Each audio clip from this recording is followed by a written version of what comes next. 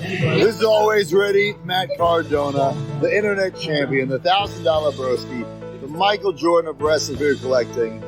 And listen, I'm way too fucking busy being a deathmatch king to be a guest on Wrestling Cheers. So the least I can do is open up the show. So welcome to Wrestling Cheers, you fucking marks. Taking your way in the world today takes everything you got. Taking a break from all your worries sure would help a lot. Wouldn't you like to get away? Sometimes you want to go where everybody knows your name, and they're always glad you came. You want to go where you can see that troubles are all the same. You want to go where everybody knows your name. And welcome back to Wrestling Cheers, where everybody knows your name, especially when you're the $1,000 Vansky. This is Wrestling Cheers. We'd like to talk about things going on in Northeast Ohio independent wrestling scene. We preview shows, we review shows, and sometimes we even have interviews along the way. This is an interview with Adam Van. I'm your host, Justin Summers, and Wrestling Cheers is brought to you by the Trending Topics Network and Midwest Territory. Please rate, review, and subscribe your ever listen to fine podcasts, whether it be Apple Podcasts, Google Podcasts, Stitcher, TuneIn, YouTube, Spotify, iHeartRadio, Pandora, Amazon Music, or Podbean, WrestlingCheers.podbean.com. Find us on Facebook, Twitter, and Instagram, Facebook.com/WrestlingCheers, Twitter.com/WrestlingCheers, and Instagram.com/WrestlingCheers. Email, if you so choose to desire, WrestlingCheers@gmail.com. And we have the merch store over at whatamaneuver.net. Like I said, we are here sitting down with Adam Van. Adam, how's it going this evening? It's going great, Justin. Thank you for having me. This has been on my bucket list for a while to be on Wrestling Cheers, so I appreciate you giving me the invite. And you got to be on one-on-one before Joe. I mean, he's been on, but not one-on-one. Yeah, I know you've tried to get us as a package deal in the past, but myself and Joe are not accepting bookings as a tag team anymore. You know, we only do the show At Odds with Wrestling together, but when we go and work other territories, we're singles acts. Unless, like, we have a show at Hammerstein or something. This is true.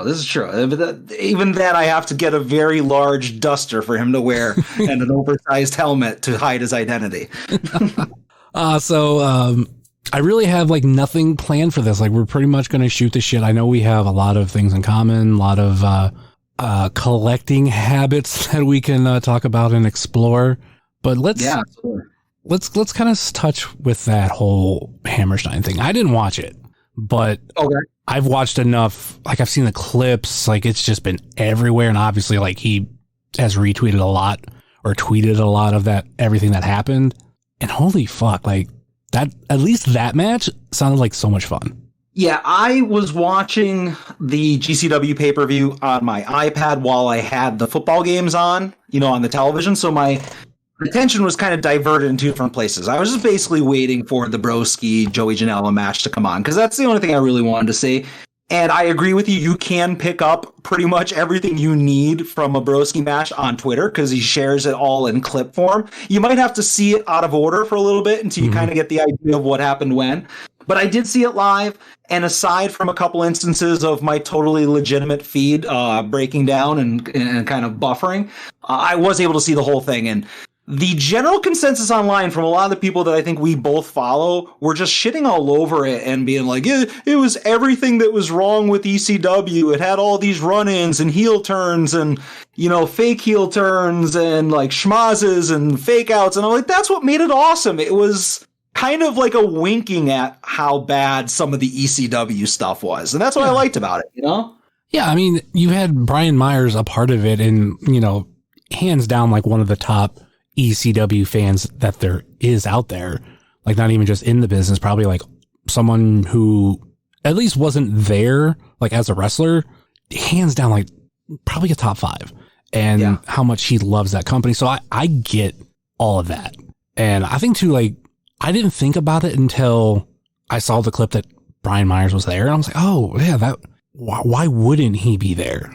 Like, and the way they would talk about it on the podcast, like he never sound like he wanted to be there, but not like in a bad way, just like he never like brought it up. So like to me, it seemed like a really cool surprise. And then you got the whole fact of they're all together, like even, Mark, fucking Chelsea, obviously, and Swoggle, like that's fun. Like I love, like, especially like I love Swoggle. after sitting down and having the interview with him, like he's easily become one of my favorites. Yeah, it definitely, I feel like Brian Myers no-sold a lot of the ECW talk, and to a suspicious level. You know, like the whole like, oh, I don't really care that you brought back the ECW television title. I don't care that you've been kind of calling out hardcore guys and former ECW guys, or calling yourself an ECW original, which Broski is, you know? So it was rather suspicious how little Brian Myers acknowledged it. So to have him pop up and maybe be on the same page as Broski on their GCW run is definitely interesting. And the people who hate Broski will continue to hate him, and the people who don't want to watch GCW will continue to not want to watch it. But I'll do what I keep doing. I'll just seek out whatever Broski stuff I can find, and I'll follow him to GCW, or I'll follow him to AIW, wherever it is, and I'll enjoy myself. And if people don't like it, tough. You know? I mean, one of my favorite tweets about the match, and actually they tweeted something and they quote tweeted it and added to it, was from Jeff Cannonball saying, Janela versus Cardona is everything I want in pro wrestling. And then later quote tweeting it and said, I tweeted this before the run-ins. It should be noted I've been proven right. So I thought that was awesome. And yeah, just a lot of negativity. I mean, if it's not your thing, don't watch it, you know? Yeah, there's just that thing right now with Cardona where, like, obviously, like, too, with AIW, like, so many people hate him. Like, you're the first person I feel like that's been on here that we can praise Broski. Instead of like, oh, I hate him. He's a piece of shit. He's garbage. And I hate, like, all this stuff. It's like, okay, like, I get it. And I'll always use my story of, like, you know, he sold me that crown for half the price that I thought he was. And he sold it for me less than what I know it was sold for. Because, I mean, he probably got his for free. I'm almost guaranteeing it. So as much of a piece of shit as a lot of people say he is, I'm like, I've experienced a totally different side of him. Yeah. And I've had very little interactions, but the couple times I've met him and got meet and greets and that kind of stuff, he's been awesome. Just the very little behind the scenes talking to him in the Major Pod group, you know, granted, I'm buying stuff from him, but still, you know, you can, you can tell when somebody's like being at least cordial, you know, and I feel like Broski gets a bad rap not because he's a bad person. I just don't think he's necessarily always aware of how some things he does or says comes off. You know, like there was, excuse me, months ago, he had tweeted out, and this is back when he was like courting everybody. He's tweeting at Nick Gage. He's tweeting at everybody on the indies because he wants work. He wants to get some buzz. And he had tweeted out a picture of him wrestling Alberto Del Rio. Something like 8-9 years ago. Yeah. And a lot of the people in my circle were like, oh, Broski, no, that's not smart. You want to stay the hell away from Alberto Del Rio. And the conversation I had with some of my friends about this is, I don't think it was like Broski endorsing Alberto Del Rio. I just think he just doesn't take the temperature of the room or really think out a lot of the things he does and says. But on the other side, he's a genius when it comes to, you know, getting publicity and getting buzz and that kind of stuff. So I think you got to take the good with the bad. I don't think that at the heart of it, that he's as bad as a lot of these people want him to be, you know? And I think he's like the master of the slow build. He had the same thing with EC3 and Nick Gage, to where he legitimately built those over time, just bit by bit. Like, I was at the live show that EC3 quote crashed, and how awkward it was in the room and all this kind of stuff with everything he was saying and like all the, like, I mean, that part was like true. Like, there was fucking awkward, but I could tell like something was being built, and there kept being like little things here and there, to the point like we end up getting their first match at Free the Narrative. And then he did the same thing with Gage, even going back to, he would like randomly say stuff about Gage, and like they would be spaced out. And I caught it the first time because instantly I was like, I want Gage versus Cardona, give it to me. And every time it was mentioned, even going back to that same live show, like I made some sort of like quote about, or not quote, but like some sort of comment in the group about how I would love to see that. And Broski shot it down. He's like, it's not happening. But still, it was like bit by bit. Yeah. And I just love the extra level of doing an unboxing video on YouTube of your opponent's figure. Like I remember the Bargain Basement Micro Brawler of Nick Gage that Broski did an unboxing of prior to the GCW show, the death match. And that just being like, I'm like, holy shit, this is a great way to do a backdoor behind, promo just to tear down somebody's figure. And then he did the same thing with Janela's FTC piece of garbage figure as well. I think it's just if you have a crappy figure, you deserve to have one of those interviews or whatever. Hopefully he doesn't have one with Ethan Page. Oh yeah, I feel bad for Ethan Page. Like Ethan Page doesn't have a quality micro brawler, doesn't have a quality figure yet. We're hoping to get that unwieldy hashtag that Joe has of getting like, please make Ethan Page in the next line of Unrivaled or whatever. He needs a real figure, not an FTC. Yeah, I think we've said like in the batting order now, it's like, okay, we're getting Kingston. Next up is Page, and then after that's Lee Moriarty. All right. I didn't sign on to Lee Moriarty, but I'm not willing to oppose it. I don't have maybe a second Ty Conti figure first. Maybe one with some interesting packaging, or maybe the figure's in there in reverse. I don't know. Well, I'm workshopping it. I have some rough prototypes in my house right now. Maybe 12 more Codys before we get to that point. All right. Fair enough. I hate admitting that I do have a Cody figure, but it was only because I wanted all of Series 1. And okay, I was going to ask which one you have, because I also have a Cody figure. I'm not proud of it. Mm-hmm. I have the UK ring. That's right. Yeah, that I got from Walmart. So much for being a UK exclusive ring, but that comes with a Cody. And I bought 2 and I flipped 1 and I still have it. And I don't know, one of these days, because I'm a dirty flipper, Justin, and I'm trying to like kind of recover from that. But at my heart, I still buy things in multiples. Sadly, the one AEW figure that I want from, or probably I don't want to say the second most, because the top one I want is definitely the Britt Baker Chase. But other than that, I really need the first actual Brandy. Okay. To finish off like the actual regular Series 1. Okay. I was going to ask, like, did they make a second version of the Brandy? Because I know that they kind of adjusted the skin tones. I just don't know if she did have 2 versions or not, or if they just added a B to the box. It was basically, I think all of Series 1 got a B, and I bought all of mine when they came out, like from a Walmart. I'll never forget this day.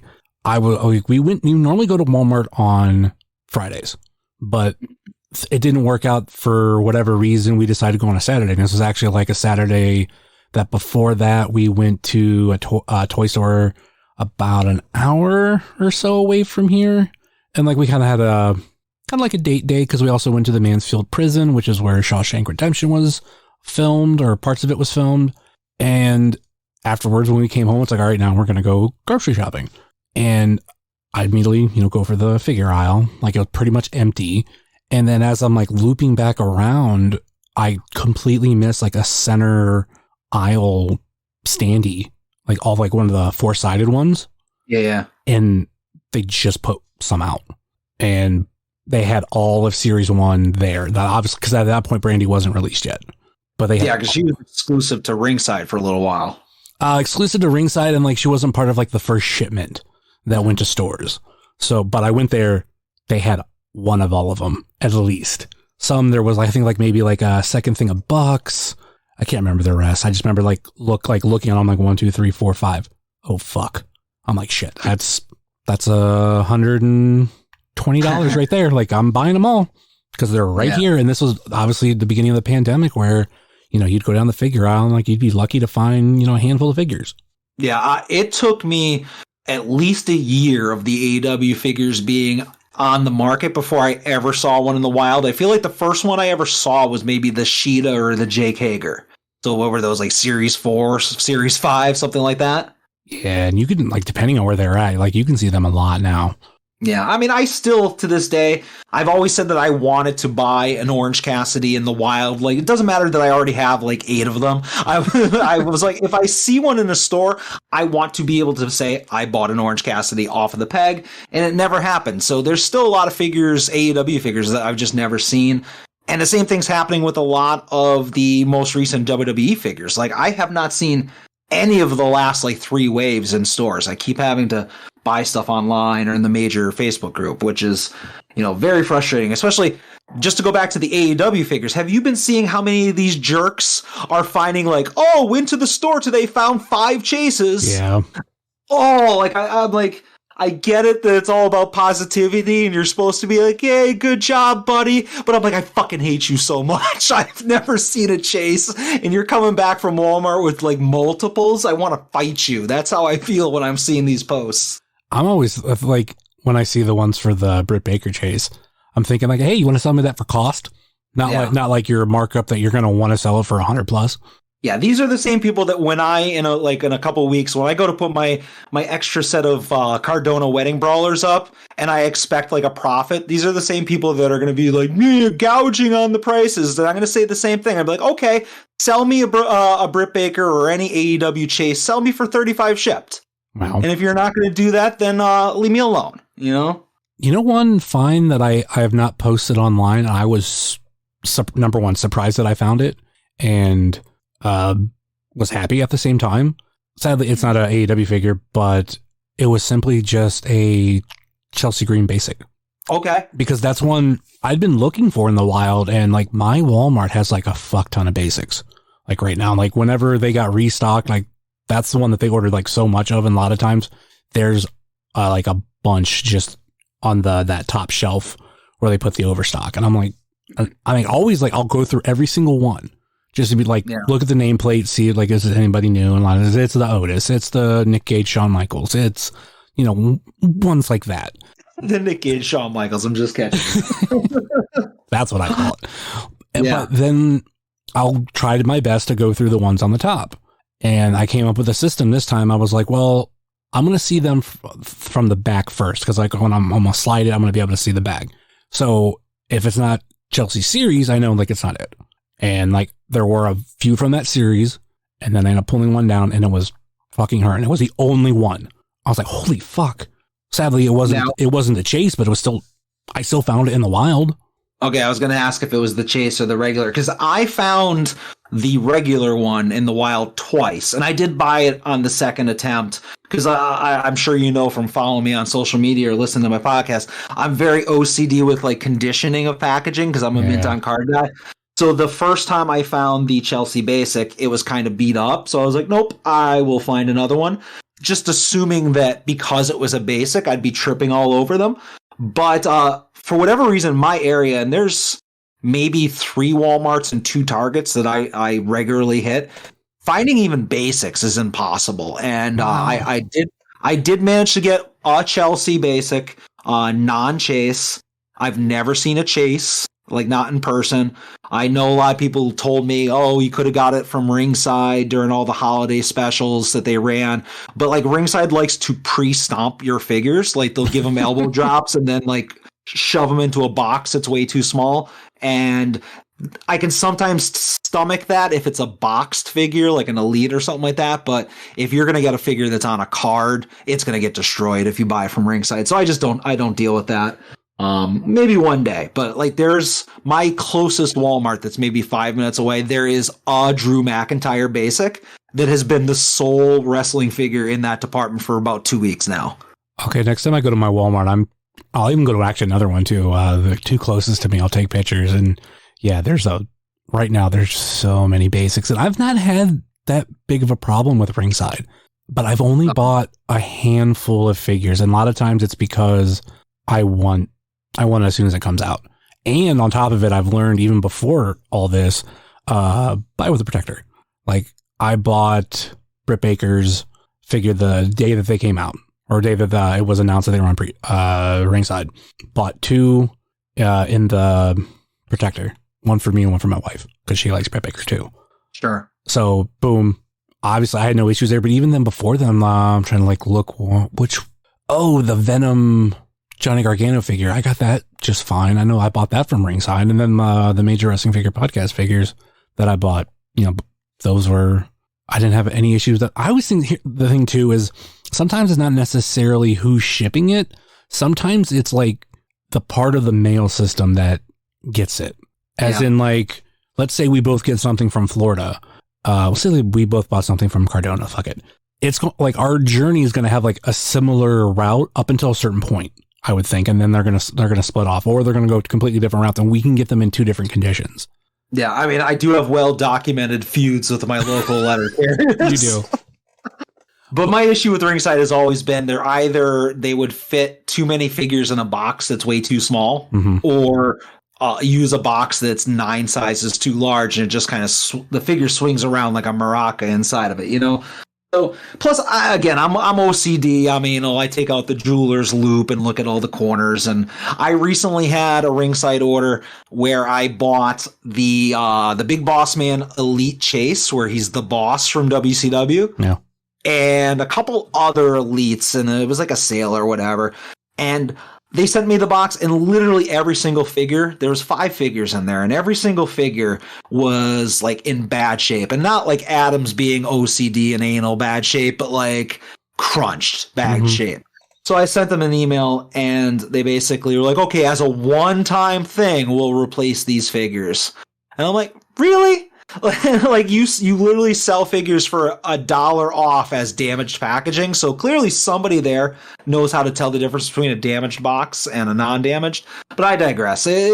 I have my wars with many different fronts, with the post office, with Ringside, with all the people finding chases in the wild. I'm an angry person, Justin. Well, at least, you know, Ringside Collectibles didn't send you a thing of mechanical pencils in mistake for a figure. Because I mean, I had that with Amazon. Yeah, you know what? You got me there. I actually was sent what I was promised from Amazon, so you have me beat that you got your pencils. Were they Chase pencils, though? That's the question.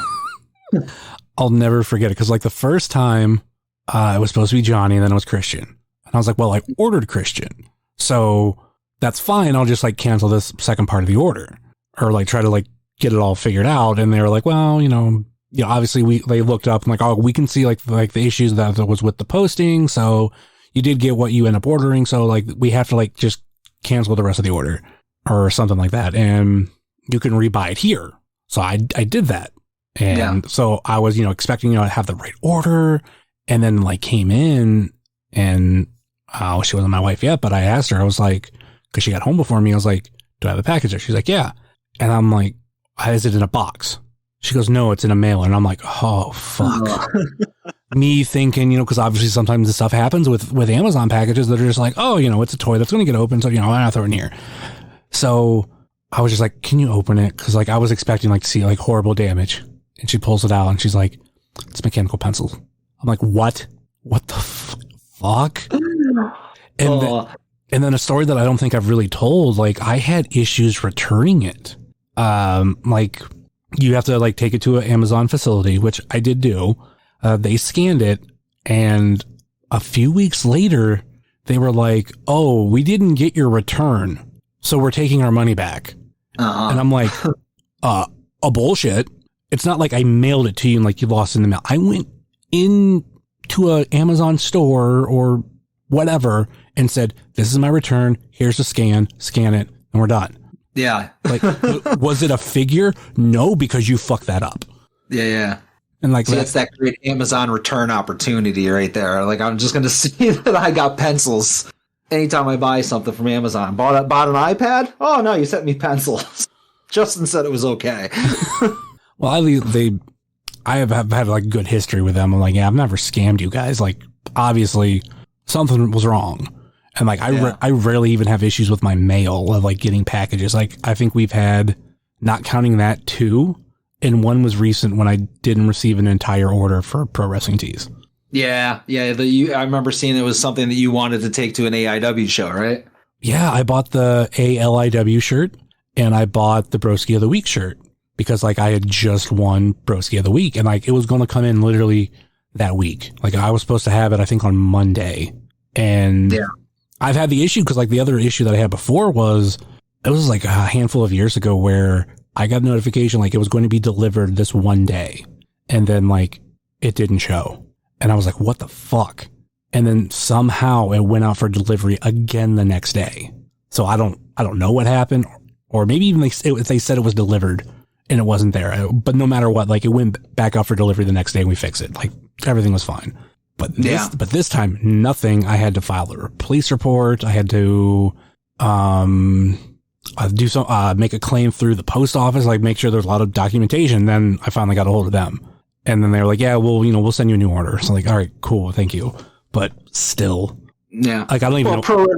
Pro Wrestling Tees is very well known for having exceptional customer service. So you got nothing to worry about there. You know what? I'm not going to complain too much. The only complaint I'm going to have about their customer service is, and this is just how I am with emails, because like you have to talk to them, or like you can do phone, but I tried once and they never called me back. Fine, whatever. So I did their email. And normally just how I am with emails, because I'm like replying on my phone and everything, and like, or even like you do it on a computer where you get that like every previous message is right there. Like I delete it. Yeah. Because I'm like, well, normally in a lot of systems, those are already archived for you. And like this is the new message in the conversation. That's like if you were texting somebody and all of a sudden like all the like everything underneath it was also like all the text from your conversation that's already there. So I was like, I just did automatically delete it. Well, it turns out in their system, they need that so they can tell what like everything they're responding to. So I kept deleting it, and then they were like, what's going on? I'm like, what are you talking about? And I'm like, they're like, who are you? What do you want? Yeah. And then I'm like, oh, okay. Like once we figured it out, I was like, oh, I just always delete that because. Yeah. See, I'm of the mindset, and I share this with my co-host Joe Sposto, is whenever I order something or have a problem with something, I keep the email, and until I have the item in my hands and everything's cool, that is when I have the permission to delete the email. So I have emails of like pre-orders of toys that I made over a year ago. Obviously the Super 7, BROSKI and Hawkins figures, and there's an Azrael figure that I ordered over a year ago that still hasn't shipped yet, and I'm sure the Hasbro ring will be one of the older emails, but I try to keep everything there until the stuff's in my hand and it's gotten a picture and it's up on Instagram, and then it's free to delete the email. You mean New Generation ring? Yeah. What does it say? New Generation ring, which I backed for no reason other than the fact that BROSKI told me it was a wise financial decision. I did it like for partially because I feel like peer pressure. With like everybody talking about it, not necessarily oh, Cardona told me to buy it. It was just keep hearing people talk about it, and like I did like that Doink figure, and I was like, the Doink figure is the one that it's like as soon as I get it, that Doink figure is going up to with my friend Edward Bay. That is gone. I mean, I think the big thing for me was the Macho Man, but like because like the Doink wasn't right off the rip, and like we didn't know if we were going to get to a stretch goal because like how slow it went at first. So I was like, whatever. But like that, they did that Macho Man thing, and I did it on like the last day, and that's when that thing went crazy. Which I'm happy it went through, and then it actually got me kind of a reason to do the crowdfunding for the Proton Pack.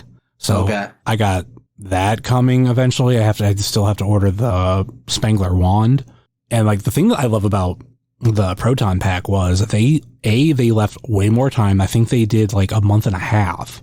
And they did the smart thing, like they did kind of have the movie like right in the middle to where like you would have your initial sales and then, you'd have people like kind of like trickle in. And then like when that movie hit, like within a week, like there was like a good jump to the point of like much like the New Generation ring, they hit all the stretch goals, but the stretch goals for the Proton Pack were much higher. Yeah.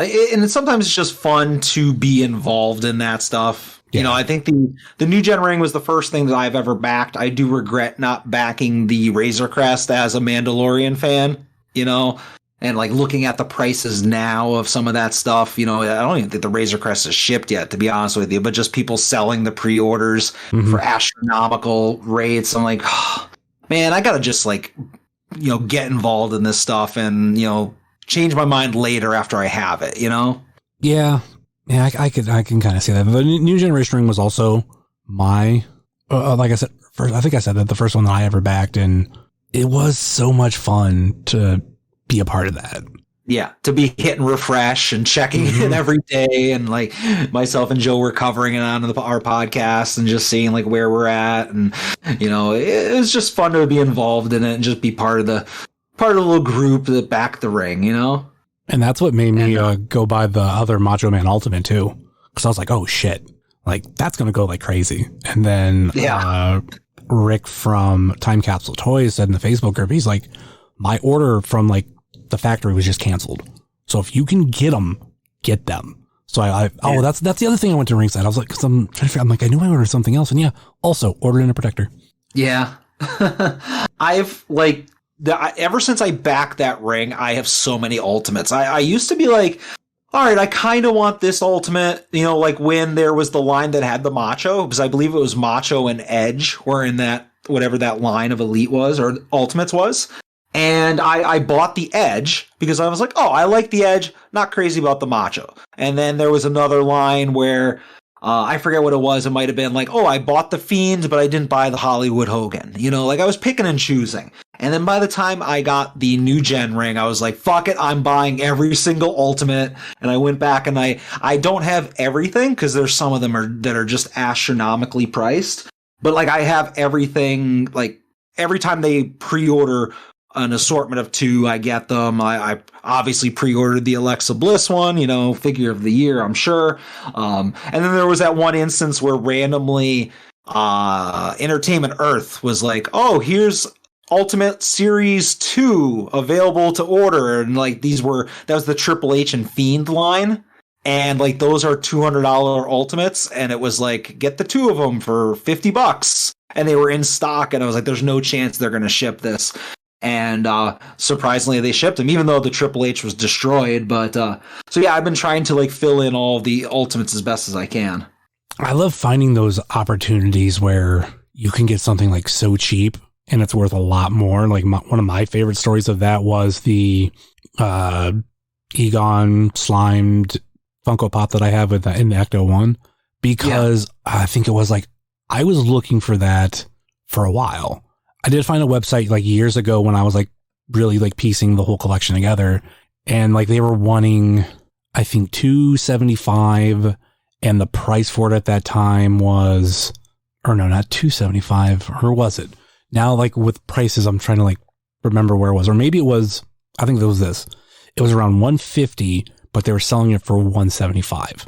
So I was like, like it's there, like I'll eventually get it, but at some point, like it was sold out. But it had the thing like, hey, put in your email address here, and we'll let you know when it's in stock. And I'm like, yeah, fine, whatever.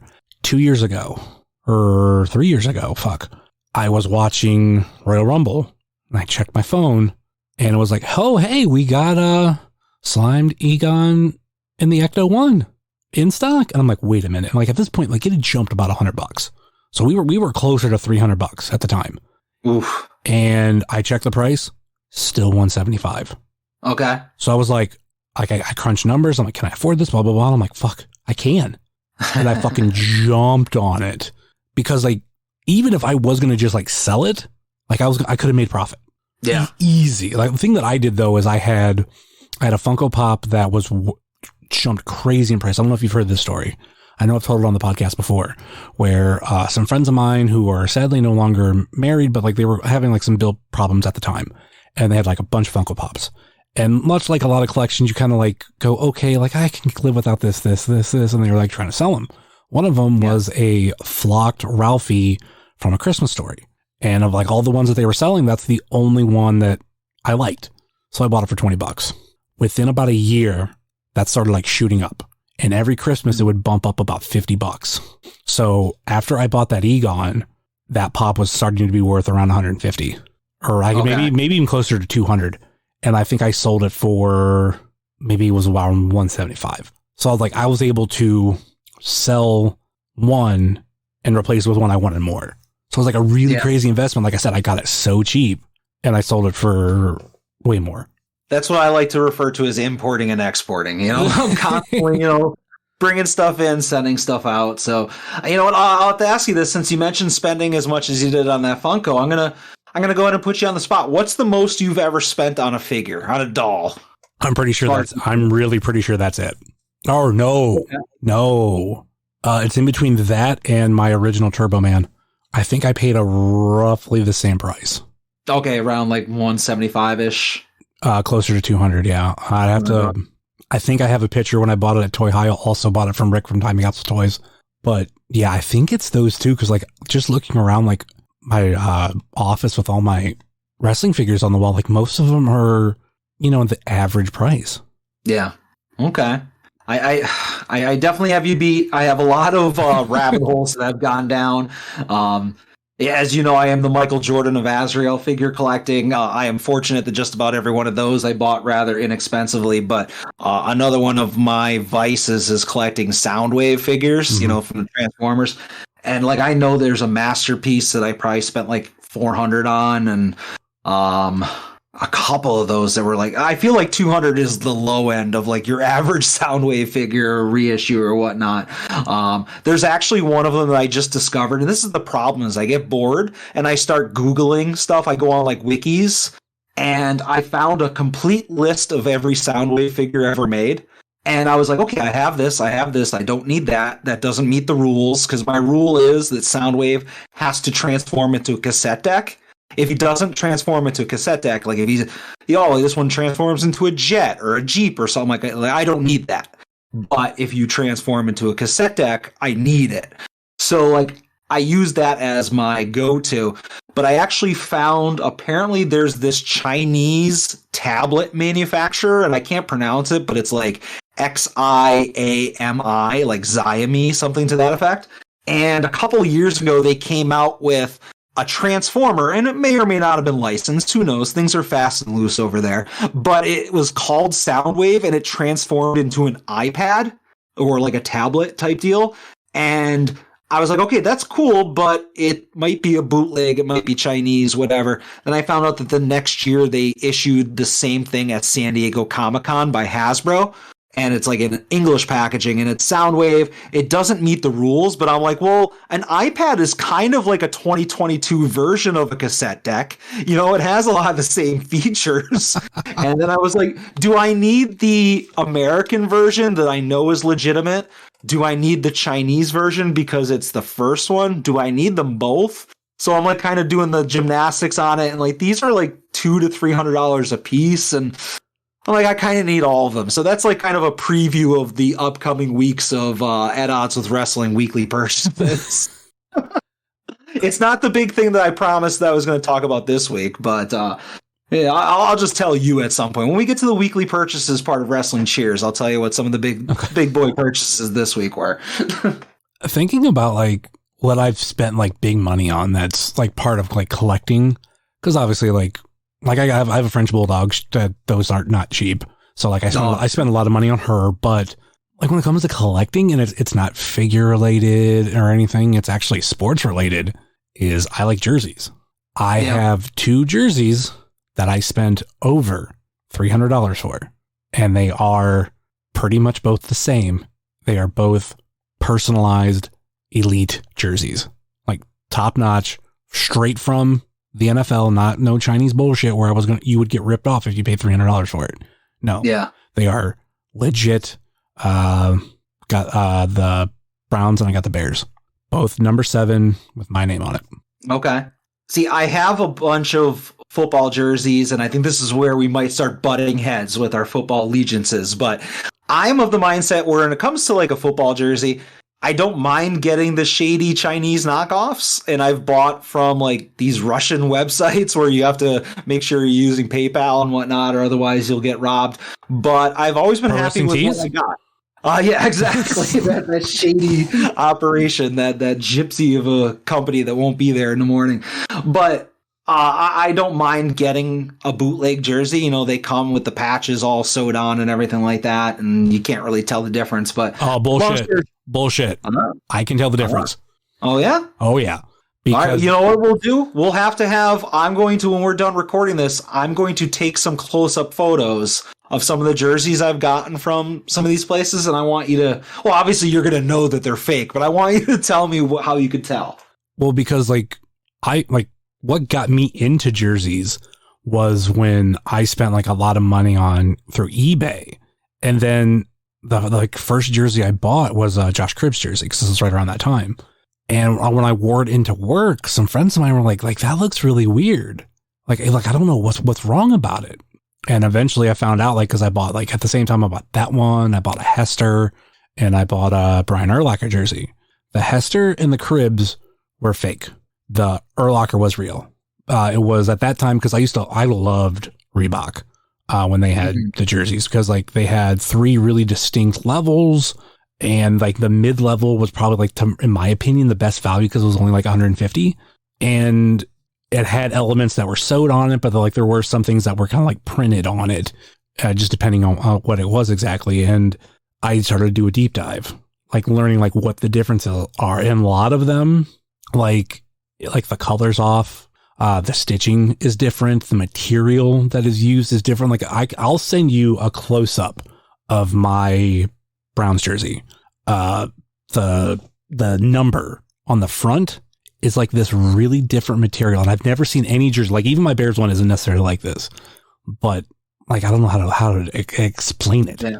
But it is a completely different material, and I know if I would compare that to a Chinese knockoff, that it wouldn't be the same. And also too, there's just a lot of quality differences of like, they will tear down over time. Like that Josh Cribbs jersey that I had, like certain things that were ironed on it, like the brown stripes at that time that were on the sleeves, those fucking, after like so many washes, like started to fade.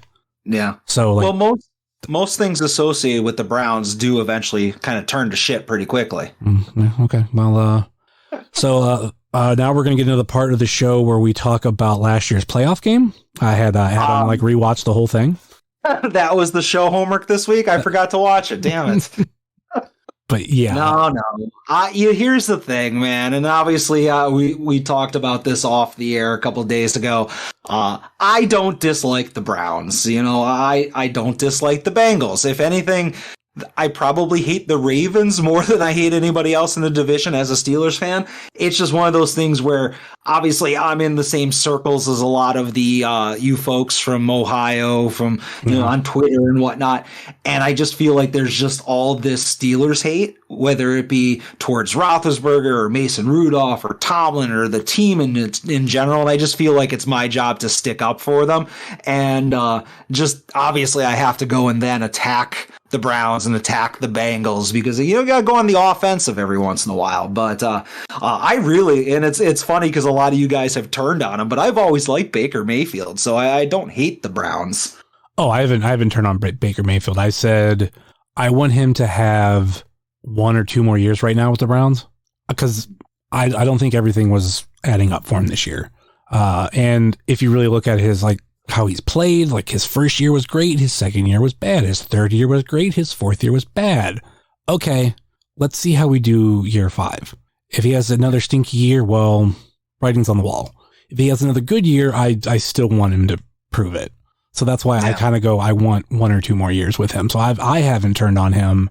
I know there are the people that have and everything, but yeah, that's not me. But also too, going back to what you're saying about Steelers and Ravens and everything, like I hear that a lot from Pittsburgh fans, and a lot of them also say, which I've had this battle for a long time, where I always say, Browns and Steelers are a rivalry, and a lot of them will go, well, it's not a rivalry, it's one side. I'm like, well, no, Browns do get in some wins.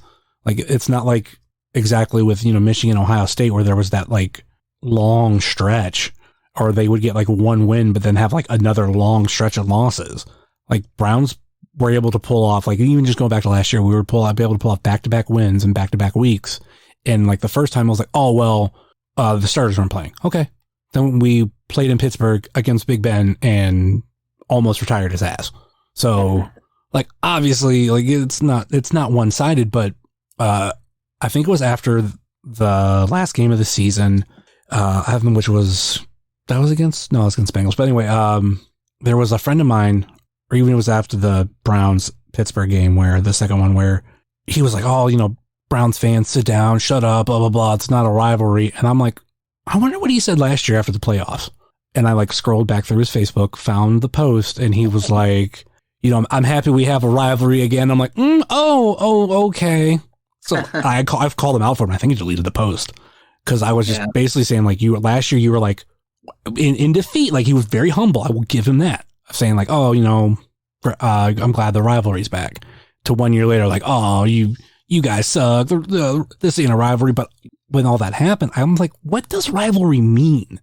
So I looked up the definition, and loosely, like going off memory, was like, like people in the same field going for the same goal, like in so many words. And I'm like, so yeah, by definition, like we're both in the same division going for the division title. We're rivals, whether you want them like, is it as heated as it is the Pittsburgh, Baltimore rivalry? No, it's not, but yeah, still a rivalry. I always feel like when it comes to my side of that argument is if it's like kind of a back and forth thing, like the Ravens got in the way of Pittsburgh advancing in the playoffs a bunch of times. So that's why I kind of feel like they are the rivals. You know, they were winning divisions and then Pittsburgh was winning the division.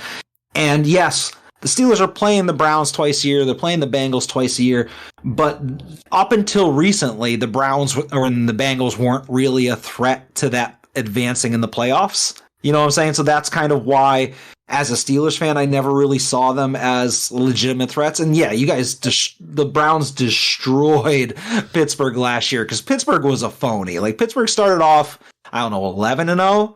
And while it was fun to pad those stats and, build Roethlisberger's Hall of Fame resume, I knew they were not a team that was going to go far in the playoffs, but they were exposed late in the season. And I have not had high hopes for Pittsburgh the last couple of years, at least until next year when we have Russell Wilson under center or Aaron Rodgers, but something to that effect. But I do take the Bengals seriously now. Maybe I will take the Browns seriously. We shall see. As the Pod Van Dam Discord is blowing up my computer, I apologize. Well, there's a reason why I have that server on mute right now. But anyway, yeah, when it comes to like right now, with all the teams and everything, like I'm halfway rooting for the Bengals because like I look at it from like the point of view of even, before this year, like, dude, they haven't won a playoff game since the early 90s, And, I've seen my team not even make it. And I've watched so many times, like they'd make it lose. So this year, like you got your third quarterback in like the past, like 15 years or so but this one like seems to be way better than Palmer and, Red Rocket. Why am I Andy Dalton? Andy Dalton, yeah. So I was like, yeah, I would like to see them win. So they pulled out the first one. It's like, fuck yeah, this is great. And then, I watched them win this past weekend, and I thought that was cool too. Now they're going up against the fucking Chiefs. Like if I were to bet on it, I'm going to put money on the Chiefs. But if the Bengals win, I'm really not going to complain because I'm like, wow, that's a story. Yeah, see, I'm always like, oh, this team hasn't won in 20 years, 30 years. I'm like, good. I hope it's 50 years. Like, I'm like a guy that is the exact opposite.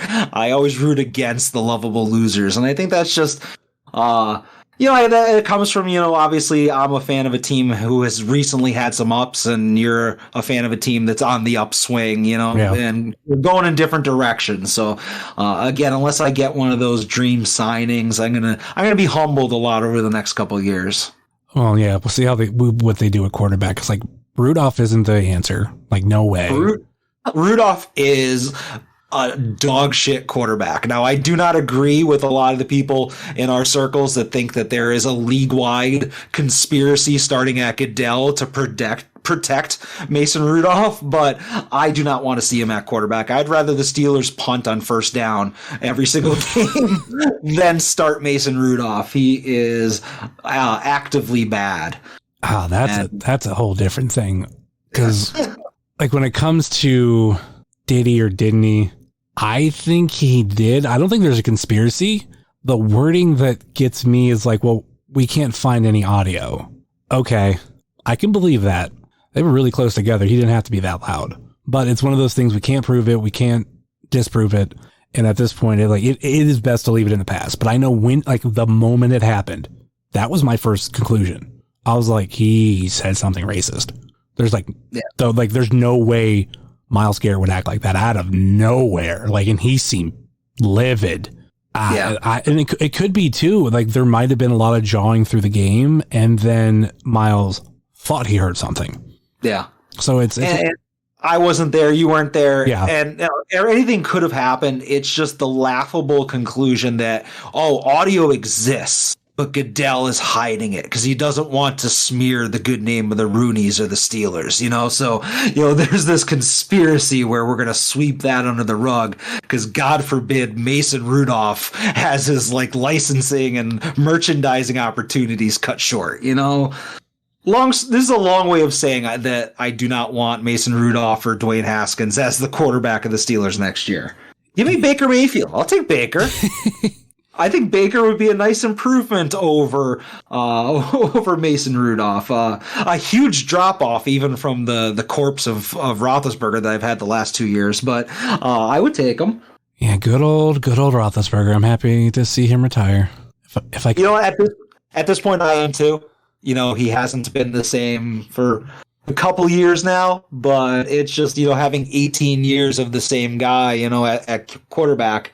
My last pre-Roethlisberger quarterback was Tommy Maddox, the winner of the $1 million game from the XFL. So that's how long it's been since I have had somebody other than Ben. So I'm a little scared to learn to love again. Do you remember that Super Bowl that the Steelers had in the mid '90s and they lost because of that really good Cowboys quarterback? What was his name? Oh, Neil O'Donnell. Yep, Neil O'Donnell. That Super Bowl was on my birthday. I remember that going into that thing because my birthday is always in late January. Hint, hint. Anyone who wants to send me anything. But yeah, so every once in a while, not so much now with the expanded playoffs, but it used to be once every 7 years, the Super Bowl would land on my birthday. And so it just happened to work out nice that the Steelers are playing the Cowboys. It's my birthday. I'm going to have a bunch of friends over. I'm going to wear Steelers stuff from head to toe. There's going to be Steelers paper plates and party hats and all that stuff. And I just watched as Neil O'Donnell just kept on throwing interception after interception.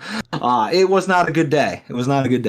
You see, that same year, WrestleMania was on my birthday, and at least Shawn Michaels won the WWF title. You win that one then. I still want that Shawn Michaels autographed plaque from Shop Zone with the piece of the ring. That's one of my eBay search items for over 10 years now. That doesn't pop up? Occasionally. It's beat to shit, though, and I want a nice one. You know how it is.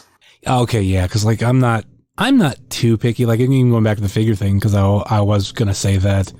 I'm not crazy. It doesn't have to be this mint, pristine. I'm if I can hang it on the wall and it doesn't look like the equivalent of, literally putting a thumbtack through a paper bag and it's noticeable, we're oh, what the fuck do you have that up there for?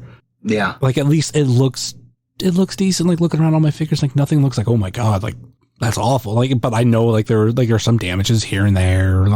The card might not be perfect, but yeah, I'm not that crazy. I am. Ooh, this is card issue. And I don't know exactly what happened. I have one ECW figure and it's Shane Douglas, and I bought it because I was going to get it signed, and I got it signed, which is great.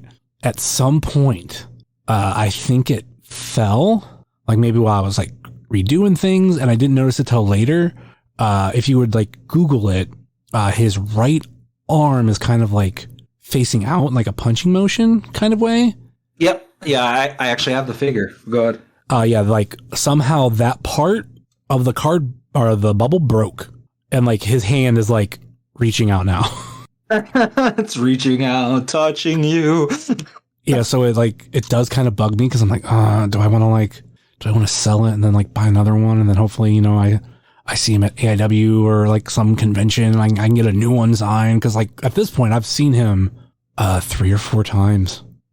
Obviously, he's been to AIW he's been to AIW 3 times since I've been around. So that on top of Major Wrestling Figure live show that I went to, as well as actually going to a meet and greet, signing at a toy store. So okay. I've seen him enough to where maybe I can press my luck and get another one. Yeah. I saw Shane Douglas. This was pre-pandemic at a little shindy in my area, and I didn't get the Mark photo. And I've talked about this a lot over the last couple of years, about not overlooking the opportunity to get Mark photos, whether it be with a wrestler that, is at an indie show, or just people that or talk to online or whatever. Yeah. So I saw Shane Douglas at like I said, a local indie, and he was signing during intermission, and I was But now, like looking back at it, I was like, oh, I fucking would have loved to have a picture with the franchise because I don't know when it's going to happen again, you know? Yeah, I try to do like pictures with people. If they're wrestlers, try to get the 8x10 if I don't have it. Because like I eventually kind of look at that kind of stuff. Like, for example, like Ethan Page, I've been watching him since 2012, like within like my first year of going to independent shows when he had his first AIW booking. And I never bought an 8x10 off him. I bought like DVDs. I bought shirts, never bought an 8x10. And I was like, oh, I need to fix that. So when he came back, I fucking got one. Yeah, you know what? Ethan Page was at that same shindy, but I made it a point to get my picture with him. But this was like pre him having the tightest tits in the game. So, you know, I think both me and Ethan Page were bigger boys during that meet and greet. So if I see him again at an AIW show or something like that, I'm going to update that picture. Well, if you would come to Toyhio, I mean. Well, here's the thing about Toyhio, man. I have the days requested off of work and granted off of work for the AIW show the night before and for Toyhio. Nobody wants to go. It's a 7-hour drive and, you know, I want to do it. I kind of need a co-pilot, somebody to watch my back as I stumble to the after party and, you know, it's tough to get somebody else because a lot of my friends that are in this area are like a little bit into wrestling. Like I have to really twist their arm to like, oh, check this out. And they're like, oh, that's kind of cool. But nobody's a diehard wrestling fan out here. So it's hard to get somebody that's like, yeah, I want to go. And, you know, the guys from We Need Wrestling, apparently I got heat with some of them, so they won't come. And Sposto's a coward. He said something about never wanting to go to AIW and seeing any of you guys ever again. I'm not sure if I was supposed to say that on the air, but so I don't have anybody to go out there with. But yeah, if I went to Toyhio, you know, if there's any time after getting my picture with Scarlett Bordeaux, I would definitely look up Ethan Page again. Yeah, is there a way that we can just get like one of those like boy in a bubble things and like that's how we can get Sposto here? Because he's so worried about COVID, which I get it, you know, I mask up and everything and all that kind of stuff, but it's like, well, like let's put you in a bubble. How about that? Yeah, like that's the safe way. We can get you there. We'll find a way to like get the food and everything in there, and where you can roll your bubble into the restroom to do your business. He's hermetically sealed. But yeah, I really want Joe back because when he was first coming to AIW, like I knew who he was, but I was never into Chikara, and I'm not big into comic books, so I never knew like what to really talk to him about. Yeah. And then over like time now, like we have a friendship and everything. So it's like, yeah, now I would definitely get a picture because this is just like one of my rules. Cause I know I have my own set of rules for a lot of things with like going to shows. I won't get a picture with somebody just for the sake of getting a picture. As in, like, I want to be a fan, or even if it was just like I saw you for the first time that day and I really liked what I saw, I need to get a picture, then I will accept that. But it's not like if I know like there's somewhat of a bigger name, and I say this like going back to like when I first started coming, because I remember I was hesitant of getting a picture with Mia Yim at first. I kind of liked her, but I wasn't like fully in. But then like after a while, like I saw more of her matches and all the stuff, more of her personality, and like I became a bigger fan. I'm like, okay, I feel like it's acceptable to get one now. But at the same time, like I've missed opportunities because maybe I see somebody one time, but then I become a bigger fan of theirs when I see them like on other promotions or YouTube or Twitter. And I'm like, fuck, I could have got a picture with them, but I wasn't a big enough. I didn't think I was a big enough fan. Now I am a big fan, and I have to wait till whatever the next time I be. Yeah. And like what I'm realizing now is that sometimes you don't get those second opportunities. Like Avery Good announced that he's retiring after 10, you know, his final 10 matches, many of which have already happened. So I'm like, oh, I'm scrambling. I got to get a picture with Avery Good before he retires. And he was supposed to be at the LVAC show that I was going to go to on New Year's Day. And then that got canceled because of COVID. So I'm like, God, come on, don't retire until I get my mark photo. I mean, he's another one. I've never seen him as Avery Good, but I've seen him like a few times as Dasher, and I never got a picture in the mask. Because at least, you know, for a guy like Sami Zayn, I'd be like, well, I got a picture with El Generico, but I've seen Dasher so many times. And I think I shared this recently on Twitter where I once seen, or the first time I met Dasher or seen Dasher, he actually didn't have a mask on. And it was because he was scheduled for a show locally here, a company that literally lasted like 6 months. But at their last show, they had like a lot of Shikara people there. And like I recognized Mr. Touchdown at a gas station nearby. I didn't say anything to him, but like I'm like, oh, that's the dude wrestling. And then there's another guy with him, and I didn't think like, oh, that's Boomer, because at like this point, this was like this was also within my first year of going to shows.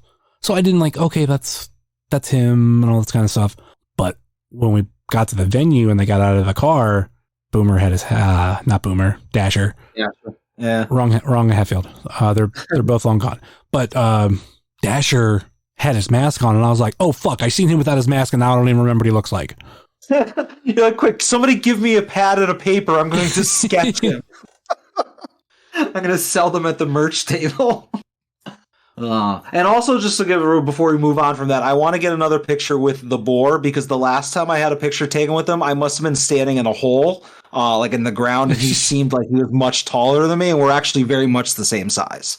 He's another one that I've only seen once live, if I'm correct, and it was at AIW, and I've not seen him since. Maybe I can get the boar to drive out to Ohio with me in February. The only rule is like if he's at AIW, he has to like walk around with the mask on. Maybe he can be the heater for me and Chuck Stone when we go and win those AIW tag belts. Bulking season needs a heavy, so can't get much heavier. Yeah, he's a big boy. Yeah, I'd love to see the board. So I want to do if they do Real Rumble again. Yeah, I don't see why not. I mean, it's outdoors. Even COVID can't stop Real Rumble. You know, we'll give it this summer. I'm sure we won't be running any during the winter months, but that's the nice thing about LVAC is even during the pandemic, because these are outdoor shows that they run at the drive-in. Everybody's spaced out and it's pretty safe and everybody's masked up. So there'd definitely be a Real Rumble. A bunch of the Pod Van Dam boys can make the trip out with you and make it a thing. Yeah, I was even thinking about if they have one this year, I want to go. It's in between, like, I do want to go to the Mahoning, like, even outside of going to wrestling shows. Mm-hmm. But to see, like, a lot of people that are out there. But I think if I were to go, it would have to be on a Saturday, because I don't think I would want to take Friday off work. I mean, granted, I work Saturdays sometimes too, so that could be an issue, but I want to at least try to do the Saturday. And since I'm out there, I'm hoping, it's possible, that they might book Jeff Cannonball, because I've never seen Jeff Cannonball in person. Okay. Yeah, I mean, he's been a regular at many of the LVAC shows that I've been to as a fan or did commentary on, and a regular. You can see him. You can see Big Dan Champion, the Boar, and hopefully maybe Avery Good will save an appearance or two for the summer. He owes us. We need to see him before he retires. But LVAC shows, man, they are a blast. A lot of good people on those shows. And then, I wish there were more of them. Like, I envy the fact that AIW is your local promotion and that they run constant shows and, there's enough recurrence of storyline and television and stuff like that you can kind of, you get these long-term programs. LVAC, we might run, I keep saying we, I don't have a mouse in my pocket. They keep running like maybe 4 shows a year, 5 shows a year during a pre-pandemic. So it's hard to get that investment. But when they do pop up, they're a blast. Especially since the commentary got a lot better since I stopped doing it, Well, all we need is Sposto on commentary, and then, it's going to be A+ after that. You know what? I joked the last Real Rumble, the show ended with Sposto, me, and Orange Cassidy on commentary calling the main event. And when I was done with that, I was like, I'm never calling another match again because it's all downhill from here. There's really no point in ever doing commentary ever again, because it's going to be like, are you calling it with Orange Cassidy and Leonard F. Carson? No, you're not. So what's the point? Yeah, that's that is one way to look at it. I retired. I tore up my commentator license. I was like, never again. In a way, that's kind of like what I did here at AIW for something. Like there's 2 contests that they used to do, and like maybe it's not as much now, but like we have two shows in particular, Gauntlet for the Gold and J-Lit. And for Gauntlet for the Gold, which is a lot like Royal Rumble, there's a Gauntlet for the Cash, where you pay, I want to say it was $5, and then can't remember if it's like, I think it might be split 50-50, like with AIW. I'm not 100% sure. It's been so long since I won it, and I won that in the same year I won the J-Lit thing, which was a bracket tournament. And if I'm correct, they have not, even pre-pandemic, they haven't done this for years, to where they'd print out a bracket and then you'd fill it out, and whoever got the most right won like some DVDs and a free ticket to the next AIW show, which was Absolution. I literally went, like I said, I won both of those in the same year, and I was like, I'm done. I'm not doing it ever again, because I won both the same year. And like, I didn't just win them like different years. I won them the same year, back to back. Fuck that. I'm done. Yeah. Retiring at the top. I hear you. Kind of like Jerome Bettis. Yeah. One of the few Steelers players that I actually like, I respect. Can you guess the number one Steelers player that I respect the most? It's not Jerome Bettis. Give me a hint in that. Is it offense or defense? Defense. TJ Watt? Wrong. See, you should respect TJ Watt. And I mean, all right, so I'm gonna guess it's an older player. Yeah, right? I was gonna say, yeah, it's older player. Rod Woodson. No. All right, I mean Greg Lloyd, Kevin Green, Troy Polamalu. Bingo. Okay, I was gonna get there eventually. I love Troy. Like, yeah. I was out just having this conversation with a friend of mine, because we were kind of like talking about Aaron Rodgers, and like, dude, does my opinion of Aaron Rodgers kind of come from, because I'm also a Bears fan? And I was like, no, because I'll call a spade a spade. Like, if you're really good and like a good person, like I won't hide behind my fandom. And I think Troy Polamalu as a player was amazing. And as a person, I've never heard anything bad about him. Yeah. And he's the one dude, if I could ever get an autograph line, I wouldn't talk shit. I'd probably be like, yeah, I'm a Browns fan, but I respect you. And I think you're an amazing player. And I'm definitely happy you reached the Hall of Fame. You deserve it. Oh yeah. I mean, he was doing things like, this is a strong safety or a free safety that's like blitzing the quarterback and jumping over the line of scrimmage and just wrecking games and stuff like that. Like, I have a giant framed photo in my hallway of Polamalu sacking Joe Flacco that's autographed by Polamalu, which is like one of my favorite bits of Steelers memorabilia. But unfortunately, it is next to a dual signed picture of Antonio Brown and Le'Veon Bell. So that one did not hold up as well. But real quick story about Troy Polamalu. Like, I go through phases, and like right now I am in a collecting phase of like buying toys, as you may or may not know. I'm just buying figures left and right and going nuts. But one of my previous obsessions was buying sports cards to like a crazy degree. And Troy Polamalu has two different autographed rookies from 2003. He has a Contenders rookie ticket autograph that I don't believe is numbered, so it's a more obtainable card. If it is numbered, it's like numbered up to 1,000, so it's a reasonable number. Then he has a rarer Leaf Rookies and Stars card that they only made 150 of. So I have both of those cards, and I bought them at reasonably good prices. A couple years later, I discovered that there is an even rarer parallel of the Leaf card that's limited to only 25 in existence. And it's like the rarest, most expensive Polamalu card in existence. So at the time, with me kind of having FU money, was pre-buying a house, I was like, I'm going to buy this fucking card, and I am going to have, the rarest Troy Polamalu rookie card. So I bought the card, loved it, took pictures of it, put it in my safe, and where it went to just basically rot for years. Couple years ago, first time I opened that safe in forever, I open it up, and all of these cards that are in like on this one shelf are covered in what looks like an inch high layer of dust. I had bought a autographed first edition of a book, and I put that in the safe. And apparently that book had some type of mold in it. And I read up about this, that it could be like a drop of mold the size of like a grain of rice. And if it's in a dark, dry area where there's like no sunlight or whatever, such as a watertight safe, that mold will then reproduce and spread. And it basically spread all over a bunch of cards that were like within a few inches of that book, including that 1 of 25 Troy Polamalu rookie card that I basically just had to throw in the garbage because there was no saving it. It was just like rotting. And from that point forward, I was like, I'm not buying expensive sports cards anymore because I just fucked myself. And I, of course, threw out that book, and that book turned out to be Fight Club, which I was a huge fan of years ago. But now I realize it's a stupid movie and a stupid book. And that's when we learned, don't put them in saves, put them in detolfs, so you can see what's happening to them. Yes. Put them in a bunch of detolfs. There's one of, I'll tell you a real quick other story about why I don't collect sports cards anymore.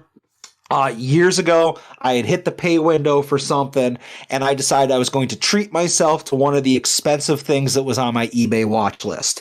And one of them was a CGC graded copy of Daredevil #1, and it was like not the original Daredevil 91 or #1 from the 60s, but it was like the Joe Quesada, Kevin Smith Daredevil from like 1999 or whatever. So it was a CGC graded copy of that with an original sketch on the front from Joe Quesada. And this was like maybe a $400 comic book, and I had wanted it for years. The other thing on my wish list, my watch list, was graded and limited to 150 copies, autographed rookie of this young upstart in the Yankees organization named Aaron Judge. And the Judge card was maybe $150. And after much deliberation, I was like, I should get the Judge card, but I've been burned recently with like players not really panning out. So I was like, you know what? You only live once. I'm going to go and buy that comic book. So shortly thereafter, that young upstart named Aaron Judge went and like won the Rookie of the Year. And like the next year was like a MVP finalist and was in the home run derby and won that and became like the face of baseball. And while that card has dropped a lot over the last couple of years, because, you know, he's not like as hot as he was. Do you want to take a guess of what that card actively sold for like a year later? First off, the face. The face? Yes, the face of wrestler of Yankees baseball. I'm really bad at this. Let's say I said it was $150 that I basically, when I said, you know what, I'm going to go with the comic book. 1,500. Add another 0. Jesus Christ. Yeah. Now, granted, it's probably half of that now, so it's maybe a $7,000 card now. But yeah, I passed on and I bought that $400 comic book. And Justin, you want to know what that $400 comic book is worth now? About 8 years later, $400. Yeah, I was going to say $400. Yeah, it has not budged. So between the Polamalu card and missing out on that Aaron Judge, I was like, you know what? Maybe sports cards aren't for me anymore. I'm just going to buy dolls. And then sports cards like went crazy in popularity, and even more now you're like, Yeah. Well, during the pandemic, I bought a Clint Frazier autographed rookie card, violating all of my rules that I would not be buying any more cards, and then the Yankees trade them, or release them, and they don't even get anything for them. So I'm just snake bit when it comes to sports. God, my one collection that I don't even want to touch anymore because they raised in value is my Hasbros. Because, like, to me, that's the center of collecting. Because, I mean, there's yeah. Well, then just under a generation, like just like for like me in general, like there were things that I had when I was a kid, you know, definitely Power Rangers and Ninja Turtles, Captain Planet stuff. And like some of those, like I kind of want again, but like nowhere near as Hasbro's. And the story for me with those there were 4 that I bought as a kid at a store, and then the rest was giving to me like in a box from friends of the family. And then I don't know what we did with them over the years. Like, I don't know if they were just thrown away, like in a move. Cause like when we moved, when I was in my teenage years, like my room was like a mess. My closet was a mess. And I think my parents like just flat out threw some stuff away. And I can't remember if we got rid of those before or after the move. So like all these years go by, I don't even think about them. I even like try to collect figures a little bit later on, but they weren't wrestling figures. Like I have like literally a really small collection. End up having to sell all of those at one point. But then when I come back to collecting, like it's like me one like, oh, I want all these Hasbros I couldn't have. And that was early in the Major Wrestling Figure podcast. And like I was piecing them here and there. Then the pandemic hit, or even right before that was their Hasbro History of Hasbro video. Yeah. And in between that and the pandemic, which was literally a handful of months, like 3 months, and fucking they skyrocket.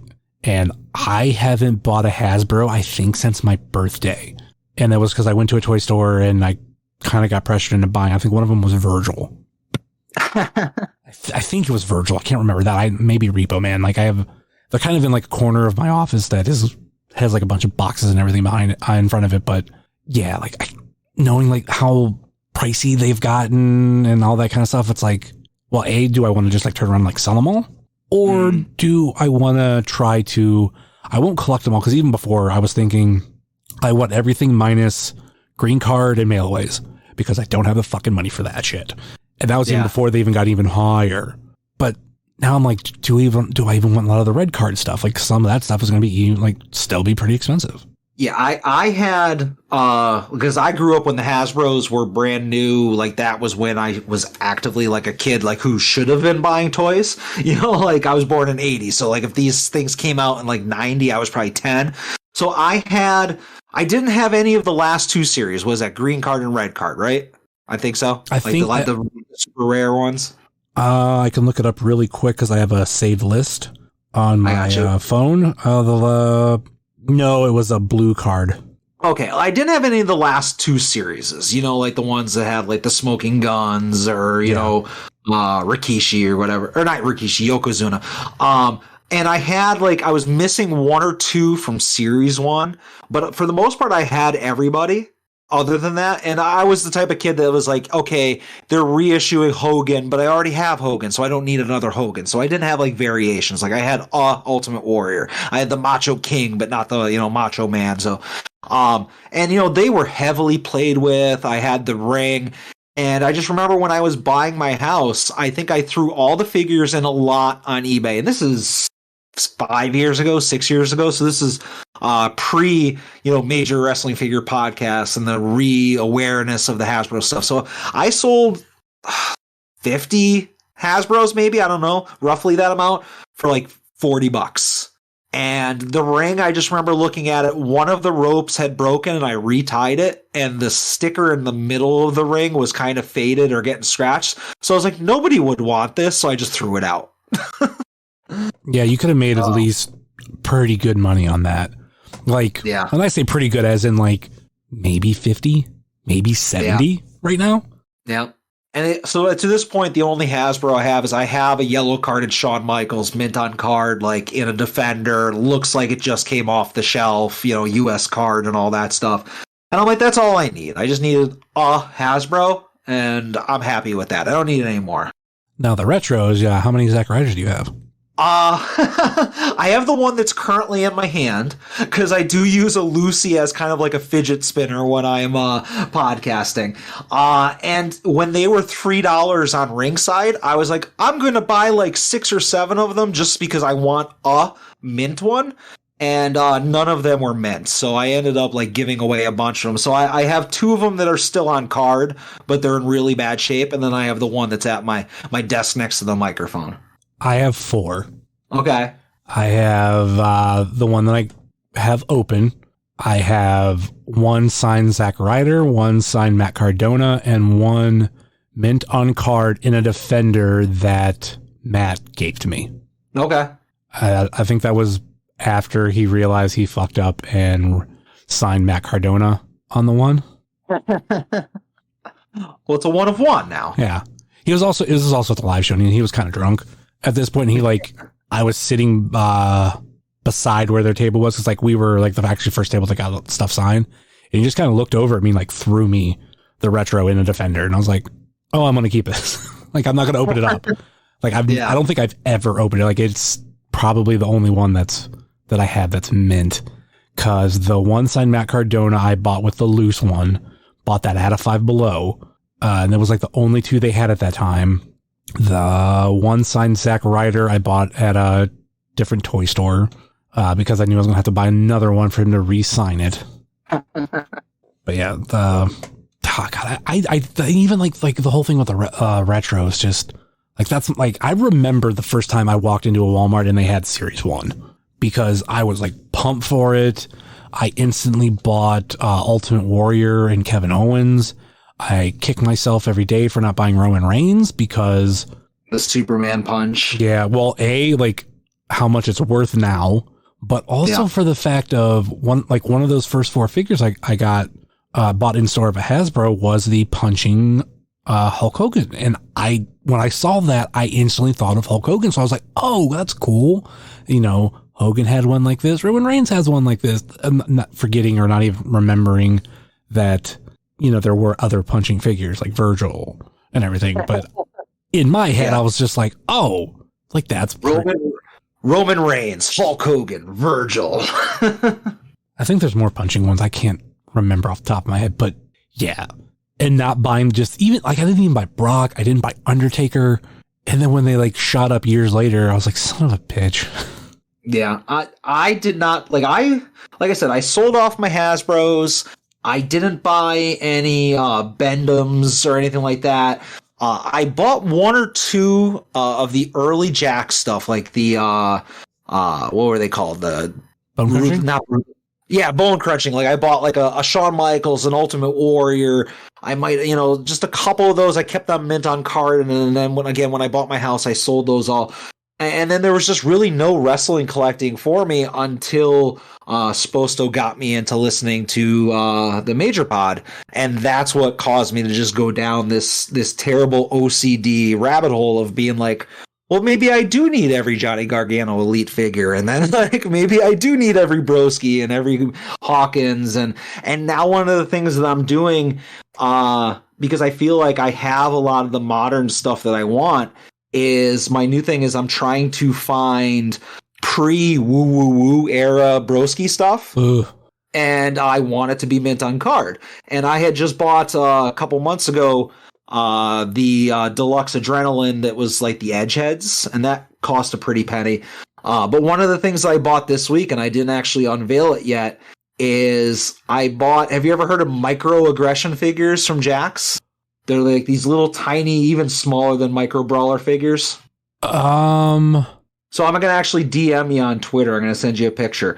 And basically they're really small. They're smaller than a retro. Like I said, about the size of a Micro Brawler. And there are 2 2-packs that I recently picked up. And one of them is Zack Ryder, Kurt Hawkins, and The Undertaker. What up, dude? And the other one is Ryder, Hawkins, and Matt Hardy. And if you look at the picture on them, you're like, okay, they have long hair. They kind of look like the Majors, So these are older style figures. Yeah. And I've had these on my watch list for a long time. And, they pop up every once in a while and they're not a great price or they're, beat to hell. But this pair popped up on eBay, and I'm actually going to send you a follow-up picture of why I bought these. And I want to see if you could tell what's so special about these, as we make for great podcasting audio as you visually look over a picture. These are samples. Yeah, they have on the back Jack-specific limited sign samples, and one of them says it's missing date code. It's like a note from somebody sending something back, but it's actually both of them were samples from Jack's, pre-production or pre-mass production. And I am not a guy who goes down the rabbit hole of trying to find prototypes or anything like that, but as the $100 Vansky, I figured I needed something that's like borderline one of one to add to my wrestling doll collection. Yeah, if I did anything like that, I want an authentic 2-up of a Hasbro. Yeah. But thing is, one of them that I want, because I would go with it has to be one of my favorite figures from Hasbro. One of them, last I knew, Matt owned, and that's the Rhythm and Blues Greg Valentine. No. The White Trunks Warrior. Okay, I think that's that Series 2 Warrior. Yeah, because the first Warrior was a jumper, and I didn't have that. I had the white trunks, which was the body slam Warrior. Which, as a kid, one of my favorite Hasbros. So it'd have to be like that one, or like imagine what the 2-Up Yoko look like. Like be huge, yeah.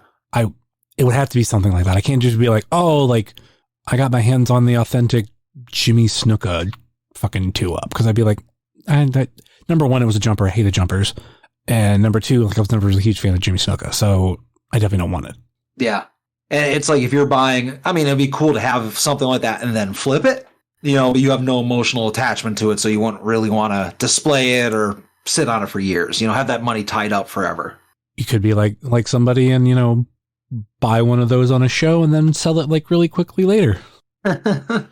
Or buy multiples of the Wedding Brawlers just to flip them to gullible people in the Facebook group. I wonder if there's official 2-Ups of the Brawlers. Ooh. Like I know there was one that they made a 2-Up of, but we're not talking about that individual. But yeah, like, oh my God, imagine all those.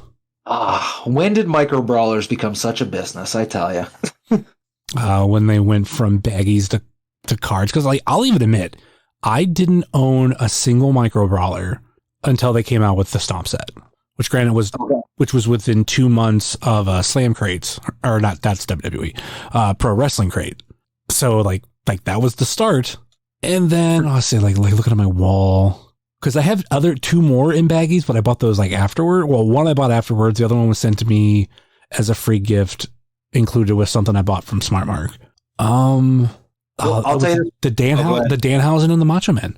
Okay. There was a Danhausen in the baggie? I thought all of his were in the carded era. Oh no. I'm talking about like the carded era. Like that, like okay. It wasn't the only ones that I have from the bag era that like I bought new were the Stomp ones. The other ones I got later. I can't remember if El Generico was when they had the cards come out first or not. But the whole point is like whenever I got into actually getting them, it might be that first Danhausen, because that first Danhausen is the original packaging, the original glued on bubble. Yeah, those are the worst. Those are all beat up. My second and third micro brawlers were the Stomp in Paradise, Broski and Hawkins. You'll never in a million years guess what my first micro brawler was. It was one of my favorite Ring of Honor personalities ever, and somebody whose presence is sorely missed on television, and it is Bernard the Business Bear. Oh God, I forgot about that. I loved Bernard the Business Bear. It might have been the first shirt I ever bought from Pro Wrestling Tees. But like I had that, and I had the micro brawler. I still do. And for a long time, and that was a baggied micro brawler. That was the only one I had. And now I'm at the point where like I have every major pod, including the chases and a lot of the pod adjacent people. I'm still missing like some random swoggle baggied one. That's one of the things that I'm working on now. I had actually bought one from Dylan directly, but it was the only one he had, and I think he has 3 different ones. So I'm working on that, but I have way too many micro brawlers. It's again one of the many fires that I have on the stove of collecting, and I don't like eBay alerts. They tell me when things are available to buy, and then I feel like I have to buy them. Let me see. I got 6 Macho Men, but I have 1 double, and that's the purple one because I have 1 loose. Okay. I got rid of all my machos other than the major pod one. Yeah, because You bought one of them off me. The rest of them I threw in as as throw-ins on major pod Facebook deals. It's funny. I think the ones that I have are the ones that most people have. The ones that I've seen less of are the red, white, and blue, and the NWO, and I think those are the 2 ones. Because if you remember, were you participating live as they were going up? And do you know why nobody has the NWO or the USA? Probably because most people were like me. Were like, that doesn't look like actual Macho Man. Like, yeah, that's not what he wore. Well, what happened was like Pro Wrestling Tees was like, hey, here's a micro brawler of Macho Man. We're only putting it up for 2 hours. And it was whatever the first one was, like the orange tights. It was orange. Tights. Yeah. And it's like, okay, hey, and it's like, here's the picture of it, and it's going to be up for 2 hours. And then when that 2 hours was up, they posted like the NWO one or the USA one. And I I could tell you, at least for me, just at a quick glance, I was like, oh, it's just the same post that I'm seeing again on my Twitter feed or on my Instagram feed. And it took until they listed the third or the fourth macho that I realized, I was working that day or something. And I stopped and I read. I'm like, oh shit, these are different versions that they keep putting up for sale.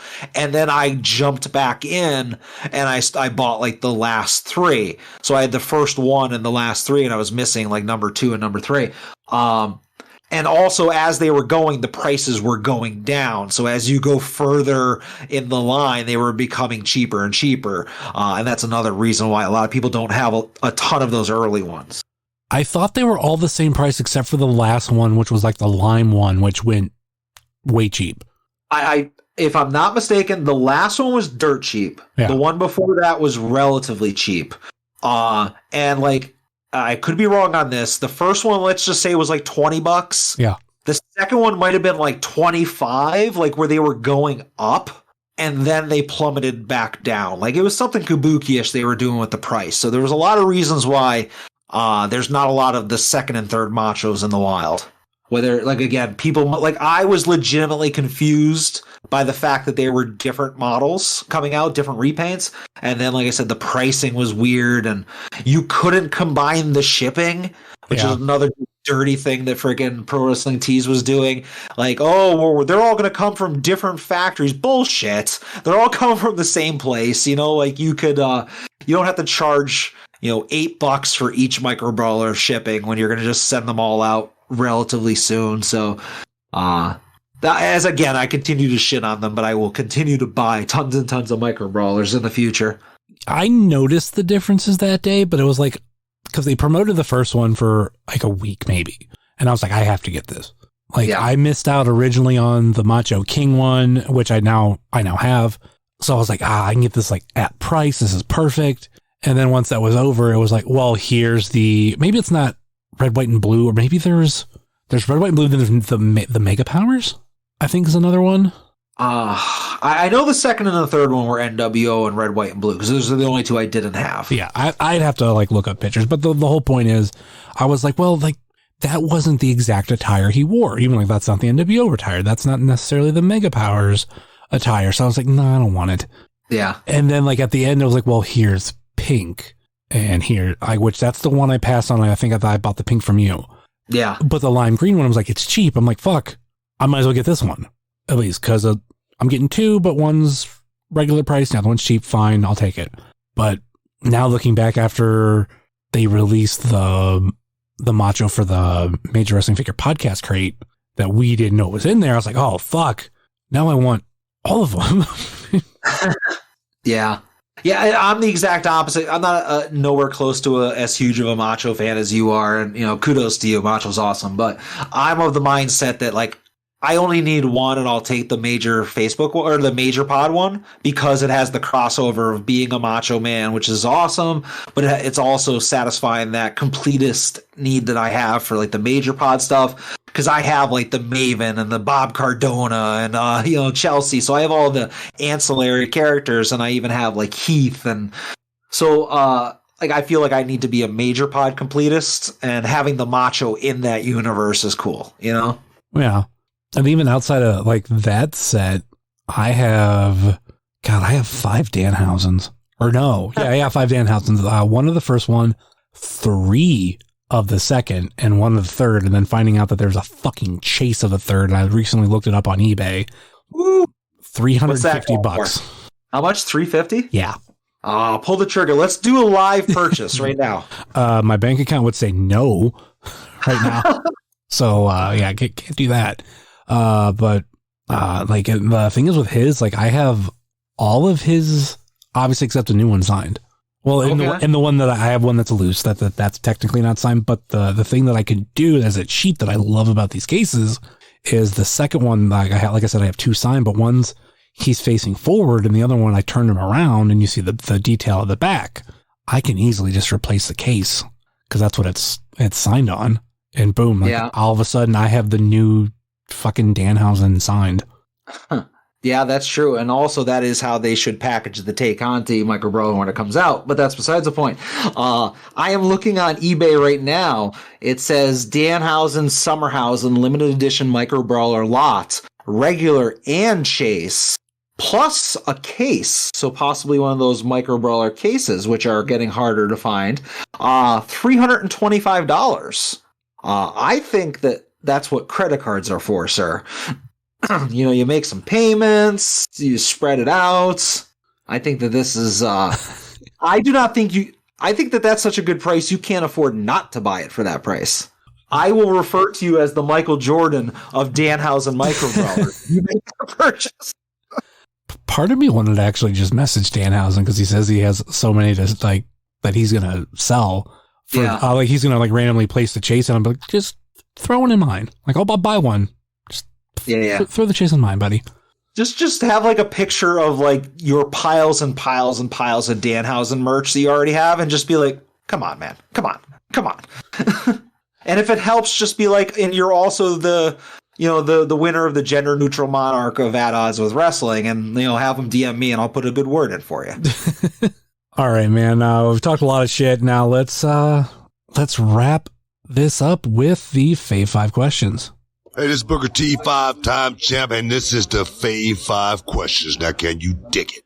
All right, let's throw some new ones I have on here that I haven't asked anybody. All right. This is one that's been used on Twitter, and I even kind of said that this is going to be a new question. What is the best flavor of Starburst?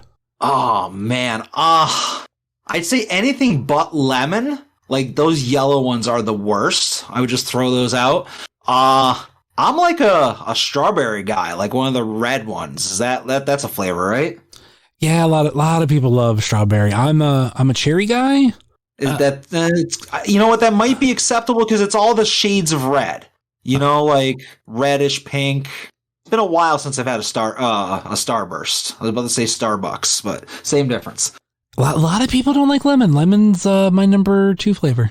Oh man, lemon's the worst. If I ever buy any Starbursts going forward, I will just ship you all of them as Postal peanuts in my next care package to you. Well, seeing how you're going to get one of my my wipes that Charlie was saving for me, but you wanted one, so I have to share with you. Well, the way I see it is Charlie reached out to me and said, "Hey, I got one of these for you. What's your address?" And then you were like, "Oh, can I get one of those?" Oh, and no. I was like, you know what? Go ahead and share one with the number 2 Broski fan of this little grouping of ours. He's my absolute and intense champion. I recognize that you are not quite on board with this yet, but you'll get there. What are you talking about? I always am pro Broski. Well, I know. Most of the time, but no, actually, as soon as I saw on the Major Wrestling Figure Podcast Patreon group that those were there, and I knew Charlie was, I texted him and I said, "Save me those wipes." And he had people that he obviously went with, and he got all theirs, and he sent me the picture that he sent you. He sent me the night before of all 4. So that's why when he was like, "Oh, do you want one?" I'm like, I sent the fucking angry emojis because I was like, "Motherfucker, those are mine." I saw that obviously as on social media the night before, and I got an eBay alert because maybe I have an alert set up just for Matt Cardona. It wasn't set up for Matt Cardona GCW sanitary wipes. It was just Matt Cardona because I want to see what stuff goes up for sale. So I got the alert, and it was $10 shipped. So I was like, oh, you know what? Just for the bit, I'm just going to go ahead and watch this auction and see. Or it wasn't an auction. It was a buy it now. And then David Bixenspan fan tweeted out, has anybody seen the Broski wipes on eBay yet? So I went and I screenshotted the listing, and 2 minutes later, somebody bought it. And I was so mad because I was like, I should have bought it. And then the next day, Butters was nice enough to hook me up. So I don't know if they're DTOLF worthy, but I'm glad that I'm getting one, They'll go great with my Hornswoggle doo-doo and chocolate finger wipes that I have. This is true. You're going to become a completist in that corner of collecting. And I think the only reason why I bought that, it was part of a bundle of something that I wanted. I think it was the Stomp Wisconsin. And I'm a sucker for most things Stomp. And I was like, all right, luckily I bought the hat from a friend who went, and I paid like at price, and then I saw what he was selling them for on the website. I was like, ooh, fuck that. Like, it wasn't crazy expensive, but like I knew it was more plus shipping. So I was like, oh yeah, thank God I didn't do that. But whatever. I think maybe it was the Stomp Wisconsin 8x10. I was like, I kind of want that. So yeah, I think that's that. The wipes were in then. I was like, fine, I'll take it. Like the wipes, the glow sticks. So yeah, I took that. Yeah. I remember trying to pry the Stomp hat off of you, not knowing how Stomp obsessed you were. I was just like, I want that hat. And you're like, no. Oh no. Like even though I'll never wear that hat, like it's still like part of the collection. Like it's hard for me to have everything Stomp because like some of the like weirder variants, but if it's definitely like, especially like Stomp in Paradise, like that's why I like the Micro Brawlers. I had to have it. Like even like I have my own like Stomp characters, Summers of Stomp. Yeah. Because it fucking fits. Yeah. And you also did the epic conclusion of the Stomp on At Odds when we did the Turmoil versus Thrill Zone. Remember? Yeah, I remember. Moderator. Are we really doing the next one? Or because like I haven't been into FWF as much as I was when it was weekly. Yeah, you know what? When they announced this new season, I was like, this is going to be awesome. I will continue doing Turmoil. Joe can moderate. Summers, you can take over Thrill Zone. It's going to be a blast. And then, like you said, doing it monthly, I just kind of don't care, and I'm not as invested in it. It's still good programming. Yeah. But, like, if you asked me to name 5 people on Turmoil that weren't on it in season 1, I couldn't. You know, I'm just not into it, so I don't think it's going to happen. I mean, I can name you at least one person that wasn't on Thrill Zone last year that's on it now. Rock Hard Steve Boston? Exactly. But that's off the top of my head, like that's kind of it. Like, I don't know, maybe it was because like we had the weekly reminder and like we could follow these storylines and then like the big payoff for the pay-per-views. Now it's just getting it once a month. It's honestly not as special. I mean, granted, like they're all kind of way more busy now. So I'm fine with it, but yeah, it is what it is. So yeah, I'm guessing we're not necessarily doing the 7th month of this. Maybe for season 3, we'll revisit the concept. I'm going to keep you on retainer, Summers. Your services will be used. All right. Finally get the question number 2. How do you like your steak cooked? All right. Definitely not bloody. Definitely not burnt. I'd probably say somewhere in the middle, like a medium. Yeah, I feel like that's a go-to for a lot of people. For me, I'm medium rare. I've done rare once. I didn't hate it, but I think it also could be like just being so used to medium rare that like I could actually like kind of like taste the difference and I didn't care for it. But I always feel like going out to a restaurant, some of them, like I don't trust them making rare. So I'd rather just say, you know what, just medium rare. Yeah, I agree with that. Like I ideally just a kiss of pink would be perfect, you know, but no blood where the plate is just looks like a death match, none of that stuff. But as you said, it's tough to convey that to at a restaurant, and it's just safer to just go with, all right, just somewhere in the middle, bud, you know? Actually, you know, that's not blood. Well, you get what I'm getting at. The juices. Well, I know, like that's something I've learned recently or within the past like handful of years, and it's something you kind of forget about. But yeah, it's, you know, it's not actually blood. It's something else. I can't remember what it is off the top of my head, but I know it's not blood. It's that steak juice. Yeah, steak juice. Question number 3. I don't think I've done this often, but I feel like a staple for a lot of people's childhood, and most people enjoy it, is peanut butter and jelly. What is your ideal peanut butter and jelly, as in kind of bread, kind of peanut butter, kind of jelly? Oh, man. First of all these questions are food related. So yes. I'm just sensing a theme here. Dude, so I am a huge peanut butter guy. I absolutely love peanut butter. I'll have like protein bars and they'll be peanut butter flavored. Again, I mentioned them. We both mentioned them at the top of the show. When Ethan Page lost a bunch of weight, he said he used to eat rice cakes with peanut butter. So like I started doing that as like a breakfast type deal. So peanut butter is my jam, and I'll go with anything that is smooth, like no like chunky. I don't want chunks of nuts in there. As far as jelly, I'm going to be honest with you, I grab whatever I see. I'll mix it up. Like I'll get, you know, grape, I'll get strawberry, I'll get anything I see there. I am not loyal. I am a jelly mercenary. I will get whatever I see out there. So, and bread, I'm a boring white bread. Okay. Just like the stuff you had as like a little kid. Just plain white bread, no rye, none of the ends. Throw that shit away. I need a nice piece of the middle of the loaf white bread. What about you? Okay, like the bread we have right now is it's a Sara Lee wheat bread. I can't remember. It's not exactly wheat. I can't remember what it is off the top of my head. But anyway, I've always been a creamy peanut butter guy. Also, yep.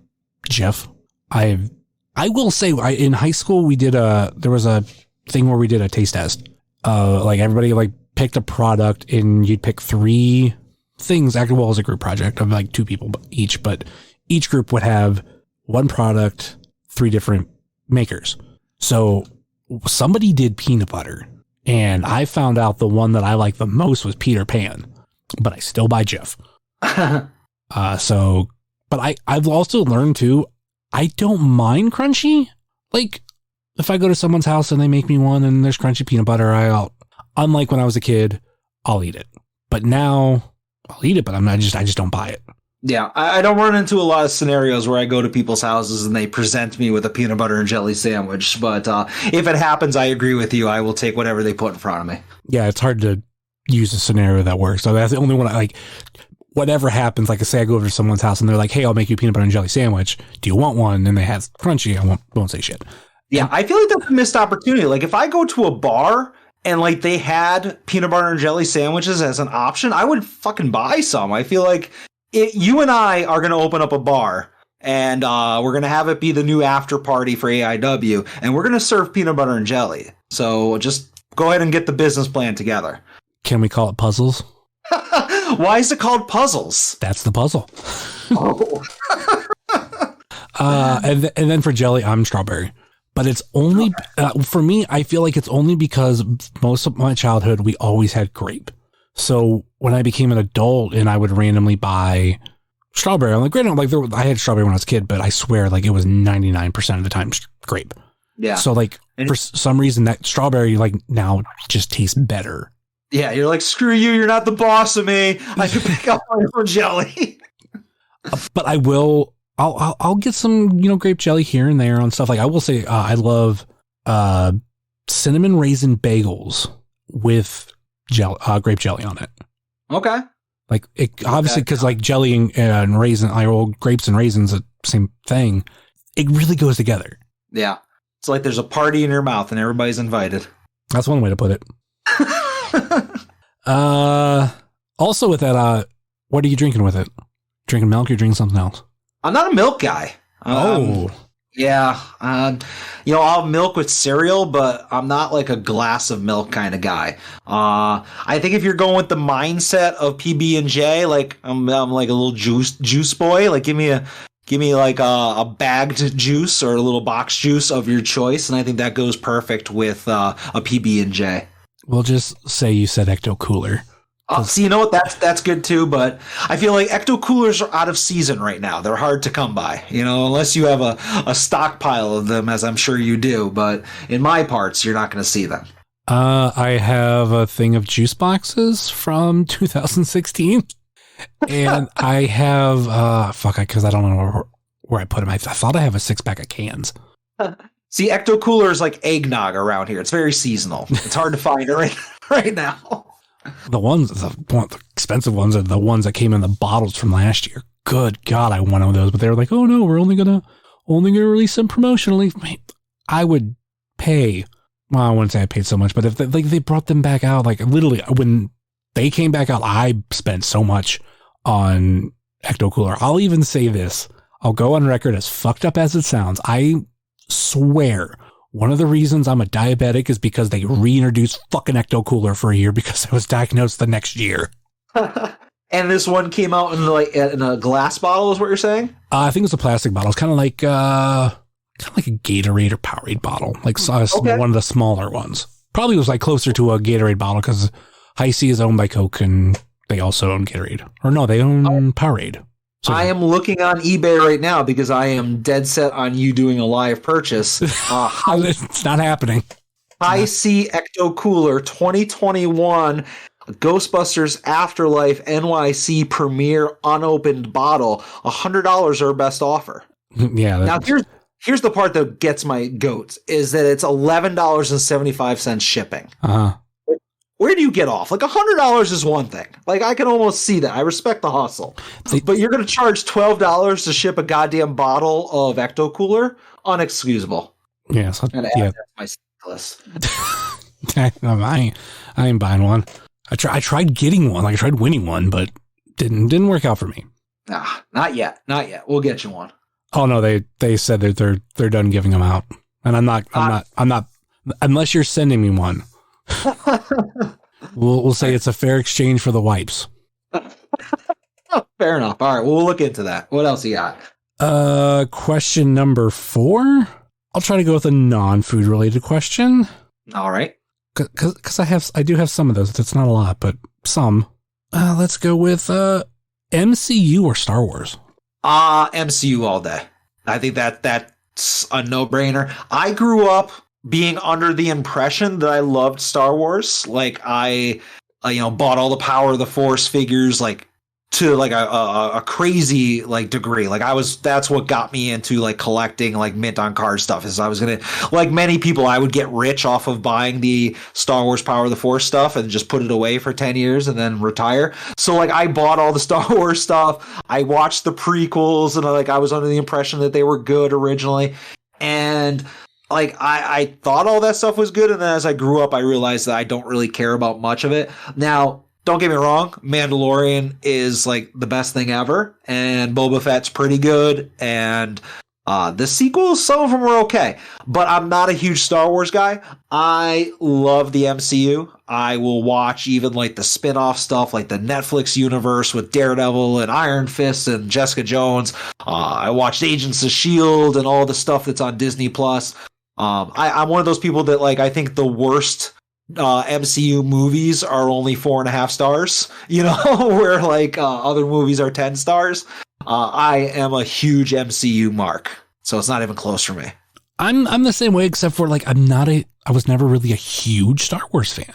Like when they came back out in the theaters when I was in elementary school, I only saw one in the theater, and that was like literally my introduction was The Empire Strikes Back.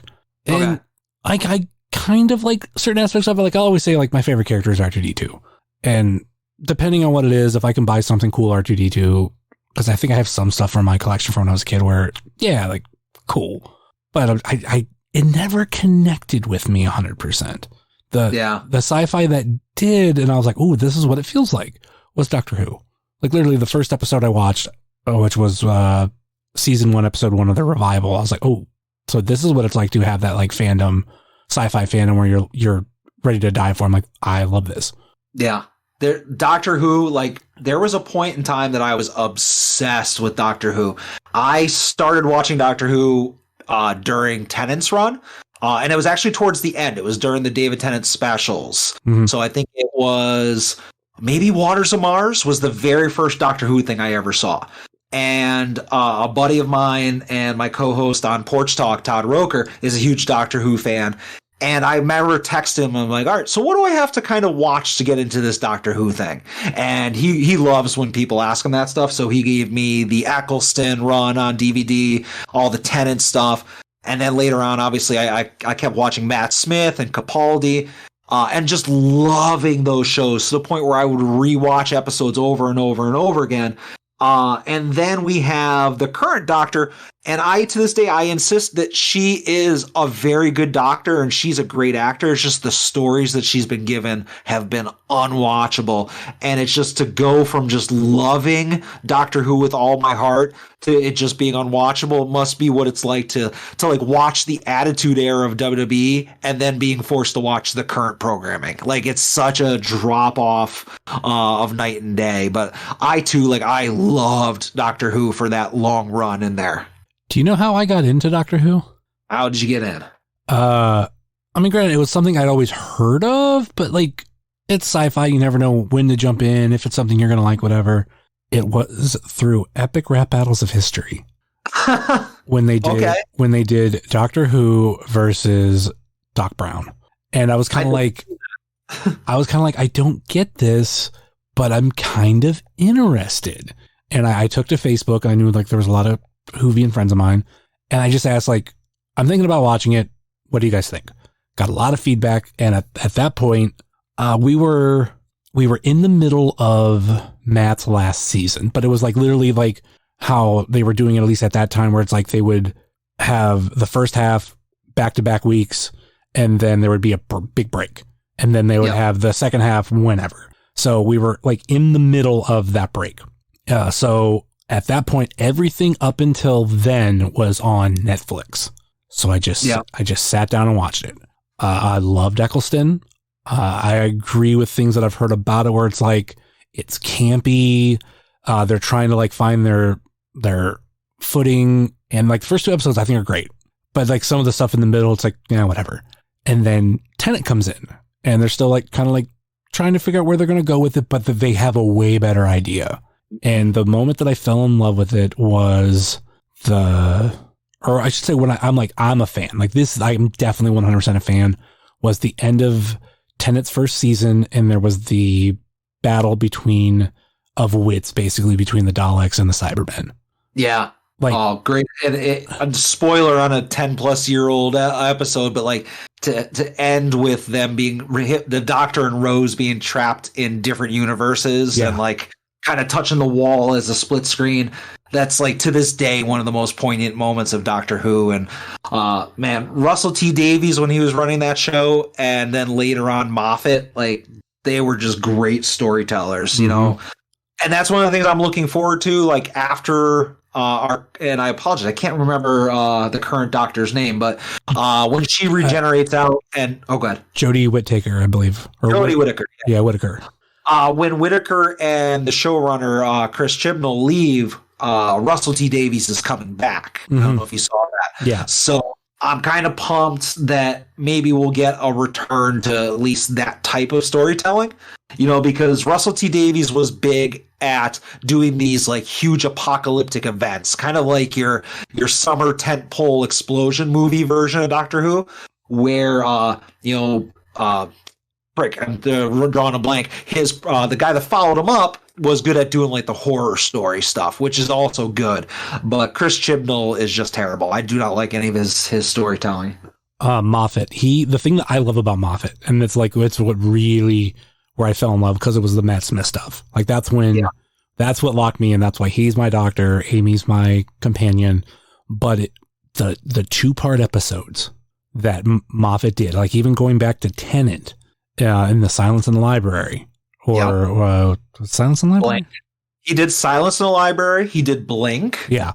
He did the Doctor Dances with Eccleston, which were the ones with the weird gas mask kids. The ones like, "Are you my mommy?" Oh yeah. Like that creepy stuff. The Girl in the Fireplace. Like a lot of the great episodes during the Davies run were Moffat episodes. Yeah.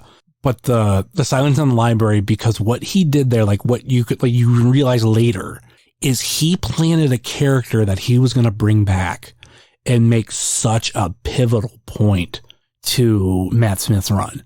Yeah. And like, Rivers. Yeah. And having it to where like with the first technically episode, like, you know, one of those 2 episodes, you see her die and you don't know anything about her life, but you're going to end up finding out. And like, when you go back and watch that, you're like, oh, there's all these things that they referenced and they actually like ended up doing them. Like I like how that was worked. And it's just, like I said, it's definitely the 2-parters. Like I'll never forget watching when River Song says that she's Amy's daughter. Like my mind was fucking blown. Yeah. Spoiler alert for an old episode. Yeah, you were seeing basically River Song was getting younger and younger, and the Doctor was getting older and older, and you're seeing these diverting timelines, and it just somehow made sense. And like you said, your mind is just blown with how they're piecing it together. And man, like I really miss there being good Doctor Who. You know, I haven't watched any of Jodie's episodes. I have her first season on DVD, but I just haven't sat down and watched. I mean, there's a lot of stuff. Like I bought because after they took it all off Netflix, and then last I knew it was all on Amazon Prime, which I have, but kind of wanting some physical media, they finally like re-released them on DVD and not by season, because fuck, if you try to buy those on by season, at one point they were expensive. Like they were like close to like $50 a season. I'm like, I don't want to spend that much. Well, now they have, or so many years ago, they released them like by doctor. Like the first set is Eccleston and Tennant. The second set is Matt Smith. Third set is Capaldi. Yeah. So boom, like and they were like, I can't remember, they're like 10 or $20 a piece. And it's like for that price, knowing what you had to pay at that point per season, like, oh yeah, I'm going to take this collection of per doctor. Yeah. See, I was buying by the season because, again, I came in at the end of Matt Smith, at the end of Tenet, but I was like, fuck it, I'm buying them all. So I was buying those $50 a piece BBC box sets per season. And I was also buying Torchwood also because I fucking love Torchwood. But like nowadays the Blu-rays, because once the DVDs were all out and they started upgrading everything to Blu-ray, I was like, well, I gotta go buy the Blu-rays now. So, but the Blu-rays have become a lot more reasonable. But when it comes to Whitaker, I watch them all when they're live. I buy the Blu-rays to add to my collection. But I have friends that, for years, like I would be like, oh, dude, here's an episode of Doctor Who you need to watch. Like these are people that would come in and come out, and I'd be like, all right, here's the episode. Like here's Blink, here's Silence in the Library, whatever. And they would always ask me, they'd be like, all right, what is the one episode that we need to watch from this past season? And I'll be like, there really isn't one. And they're like, no, come on, what's the one episode that like, all right, this is the good one? And I'm like hard pressed to really find an episode under Whitaker's run that is good to that like level. And then I don't want to spoil anything because you haven't watched it, but there are things that they did to the character of the Doctor that are just really bad decisions that, like, myself and again my buddy Todd, who's just a lifelong Doctor Who fan since the 70s, we just both look at each other and are like, no, why'd you do that? And it really soured me on the show. So I'm hoping it turns around, because science fiction, you can undo anything if you're a good enough writer. But just some stuff that like shook the character to the core that I just don't agree with. That kind of reminds me, like, going back to Star Wars. I have a friend, or like I would once consider him a friend. Now we're just honestly not on speaking terms. But the whole point is he's like a huge Star Wars fan. And I remember me and him were having this conversation years ago. I'll say a handful of years ago. And he was mad that Disney and Star Wars were going to do something with Boba Fett. At that point, I think it was like, they're going to make a Boba Fett movie. And he's like, they can't make a Boba Fett movie. He died. And I was like, not even like being a Star Wars fan, just knowing how writing and science fiction works. I'm like, you didn't see him die. He's like, no, he went into the pit and like he died. I'm like, you didn't actually see him die. Yeah. Boba Fett died for our sins. Don't marginalize his sacrifice. Yeah. So like he was about to like pull up on his phone, like the moment where he died. But I was like trying to explain to him, like in a lot of writing, like if you don't see something happen and you just assume it happened, maybe it didn't happen. And they can always write that. And then with science fiction, that's kind of like even worse, because like you can just, abracadabra. It's science fiction. Yeah, wibbly wobbly, timey-wimey, we fixed it. Yep. I mean, that's the Angels Take Manhattan all over again. Like, you want to talk about an episode that gets me, fucking that one. The first time I watched that, and like at the end, when Amy has to say goodbye, and she says, Raggedy Man, goodbye. Yeah. Like, oh, I cried the first time I watched it. Even though there was a while after that, I would just think of that episode, and I'd get a little teary-eyed. Yeah, I have a hard time deciding if I prefer Amy Pond or Clara Oswald. They're both 1A and 1B in my eyes. I did meet Amy Pond, the actress Karen Gillan, at a Comic-Con the same day that I met Matt Smith, so I have my mark photos with both of them. I did enjoy meeting one of them way more than the other, though. I also have a mark pic with both of them. Actually, both of them, same picture. See, I didn't want Matt there. I wanted it to be like a one-on-one thing. I wanted some special time with Karen Gillan.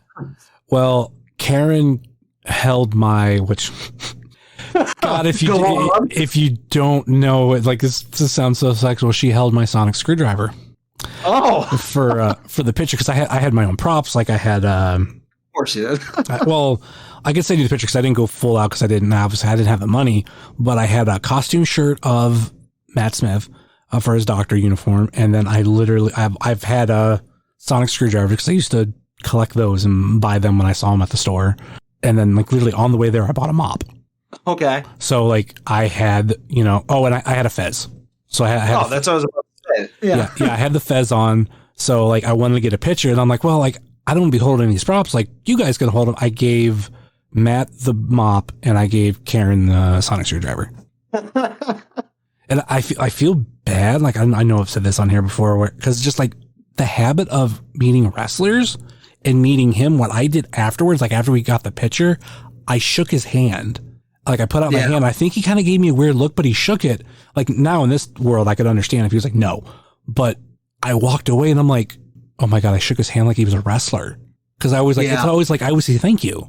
So I'm the same exact way. Like when I went to that con, the first picture I got that day was with Nathan Fillion, and big Firefly fan back in the day. So I did the thing where it's like, okay, it's my turn. I stick out my hand to get a handshake because again, I'm thinking like wrestler mentality, and he just looked at it and just like looked forward at the camera.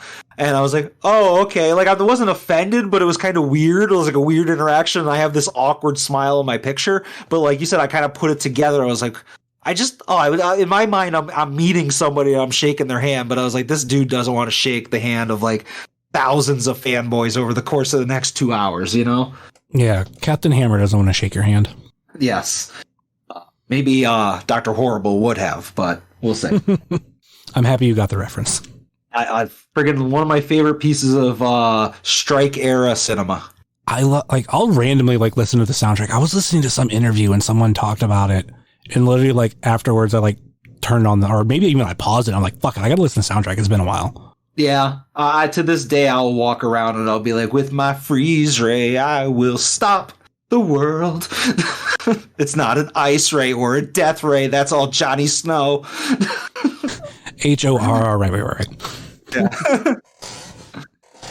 the original Brand New Day. All right. Weren't there questions at one point? I feel like we were working our way through those. Yeah. Let's go. Question number 5. Try to go. This is a new one. I'm trying it out. Right. I tried it on Facebook and I didn't get a lot of serious responses, so I actually deleted it. But when you play pool, do you prefer solids or stripes?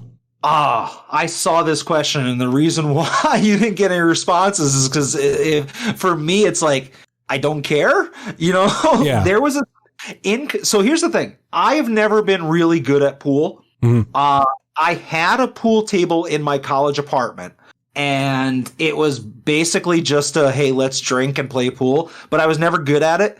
And in college, you know how you do the gimmick where it's like, oh, if you win, you keep playing and people come up and challenge you and stuff like that, right? Mm-hmm. So me and a buddy of mine at this one local dive bar were basically like, we were unbeatable. Now, neither one of us were any good. We were just very lucky. Like we'd be playing people who were drunker than us, or people would be scratching on the final 8-ball or whatever, or just a happenstance of like we were just constantly winning. And we went like 3 years of being undefeated at this bar, and it was just one of those things where we just told the story of like, you can't believe this. We've never lost a game of pool at this place. People come up and be like, I'm going to get you this time or whatever. And we graduated, and like I'm local, but he lives in New Jersey. But then he came back in for like something, and we're like, let's go to this bar, let's play pool. And the very first game we lost like quickly and decisively, and we were both very sad that we could have just retired undefeated, but we decided to go back and like test fate and got schooled as the old people. So that's just my long way of saying like I don't care about stripes or solids. I think the solids look cooler than the stripes, so if I had to pick, I'd go that way. But I have a very, very painful memories of billiards. The reason why I have the question is because lately I've been playing pool on my phone, and like actually I had the game years ago, and then through time I just kind of like stopped playing it, so I deleted it. But I got like this random itch recently. So the thing that I remember even back then and even now, like I swear people would take solids over stripes. And going by like how the rules that they have, where when you first break and if you make a ball in, that actually doesn't count as like whether you're solids or stripes. So that's the way I always play it. It's just, if you knock in 3 solids and a stripe, the table's still open, but it would behoove you to go after the one that already has more balls like deposited. Yeah. So watching that rule, like I've seen where people have broke a stripe has gone in and they will go out of their way to get in a solid. And I'm like I don't really like have a preference. Like granted, I meant with like what you said, solids look cooler. And maybe it's because, you also have the 8-ball there, which is technically a solid. And like a lot of things that people think of with like pull balls, like for example, like, 6-pack, it was the 6-ball, which is a solid. But, if I'm playing and I'm not going to stripe, I'm like, okay, I'm stripes because it makes sense because one's already in. And if I can get another one in, like, boom, I'm already up 2-0. Like, like it's smart to go that way. So that's why I've had it. I'm trying to like maybe just see how other people say. And a lot of people's like, oh, whatever gets me to win or blah, blah, blah. But I'm like, then why the fuck am I seeing people playing this game and they're just like, up solids? Yeah. So I think that all things being equal, you take a look at the table, it's balanced. There's, all the balls are like, it's not like, oh, all the stripes are right near the pockets waiting to fall in. It's nothing like that. We don't have a jumbling in one area, cluster. So like if all things are equal from a strategy standpoint, I'll say that with like a 51% favorability, I'll lean towards solids. But there's nothing to back that up other than some kind of weird monkey brain thing where you're drawn to the prettier colors, Unless you're a psychopath like Matt Cardona. This is also true, but he's our psychopath, so it's okay. I mean, he openly admits that's always my favorite thing. Like he'll openly say like I'm a psychopath. Yeah. Like granted, he's not saying like he's a crazy person, but he'll be talking about buying stuff, go cause like, I'm a psychopath. Yeah. I had to get a perfect card because I'm a psychopath. Yep. And I think I've talked about this a bunch on this podcast. Like I've given you glimpses that I see very similar ways, like in things in the same light as he does many times, So that's maybe I got a soft spot. I'm obsessed with certain things, and then just like him, I'm like, okay, I don't want this anymore, and it's gone. What question number was that? That was 5, right? That was number 5. Okay, yeah, that was. So number 6 that I tailor around my guest for you. I mean, we kind of talked about it, but do you have any other weekly purchases that we could talk about here? Well, you know what? I already gave you the scoop of the microaggression samples that I bought. I'm going to go up and pull up my At Odds with Wrestling show notes and just see what else is on there. You know what? I will also spoil this. I bought this on eBay. I bought a foam BROSKI Fisk from 2011. They talk a lot about it on the Z-True story. And it was like $10 on eBay. And I was like, you know what? I don't have any foam in my collection. I am going to buy a BROSKI Fist. And it says fist pump your face on the one side. Oh, that is my my other weekly purchase for this segment. Oh, so you don't have that scratch the figure itch foam finger? I don't have any of the Major Pod or Matt Cardona foam stuff. I never really had the urge to add any foam to the collection, but I feel like it was just on a recent episode of that podcast where they were talking about, BROSKI having merch early on, and the foam fist was one of the things that, like, I don't know if it was like it popped Marky when Zach was talking about it or something. So I was like, you know what, let me just look into that. And as I mentioned, I have a very wide net of Cardona searches on eBay, and it came up recently. But like I said, $10. I was like, I think it was $10 shipping with a starting bid of $1, and nobody else bid on it. So like, I got it for $1 plus $10 shipping. I got 2 weekly purchases. All right, what do you got? I'm going with the Major Wrestling Figure podcast rules. Like I have to have it in hand. Okay. And I have both of these in hand. Number 1, I just got it in today. Finally, get this. So I bought this off of a company back in November, and I knew it wasn't going to ship out till January. So I get a shipping confirmation on the 10th of January.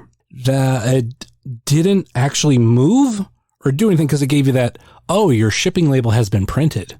Yeah. Which I hate if they sit on it. If it gets printed and then like that day it's like on a truck or getting ready to go on a truck, fine. But when it like sits like, okay, so it was printed on the 10th, it didn't do anything till like the 20th.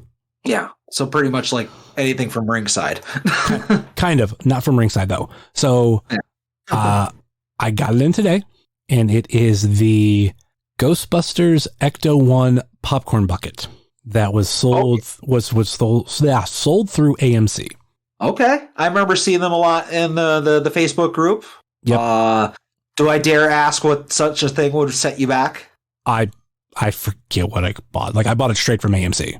Okay, so you got it for basically retail plus shipping. I got 100% for retail because there was only a select amount that went out to theaters, and literally like some of the ones in my area, I guess like they only got like 2. It was like one of those things where it's just like, oh, you weren't planning on selling like 100 at your locations, like you just had a handful or just whatever it was. Maybe they weren't expecting like crowds for Ghostbusters. But they did the thing of like the next Monday or something, they announced that they would be on the website at a certain time. I missed out initially because if you were the first so many, you had like a shot at like some Dan Aykroyd sign ones, and you would get them like pretty quick.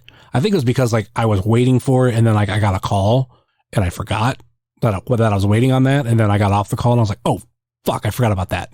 Yeah. So I did end up ordering one, or maybe I got stuck at work and I wasn't around my phone. I think that might have been what it was. But the whole point is, ordered it, but it was like, oh, like it's, you know, pre-order or on back order and get it in January. I'm like, I'll get it. That's all I care about. All right. And the second thing I got, and there's a story. Technically not my purchase, and technically not a purchase, but seeing how it's sitting here in my office, and eventually it's going to be in my office when we move. Whenever that may be, when we get a house. But my wife had a company party over the weekend that was supposed to be for Christmas, but obviously COVID and like maybe just even came down to like timing and everything.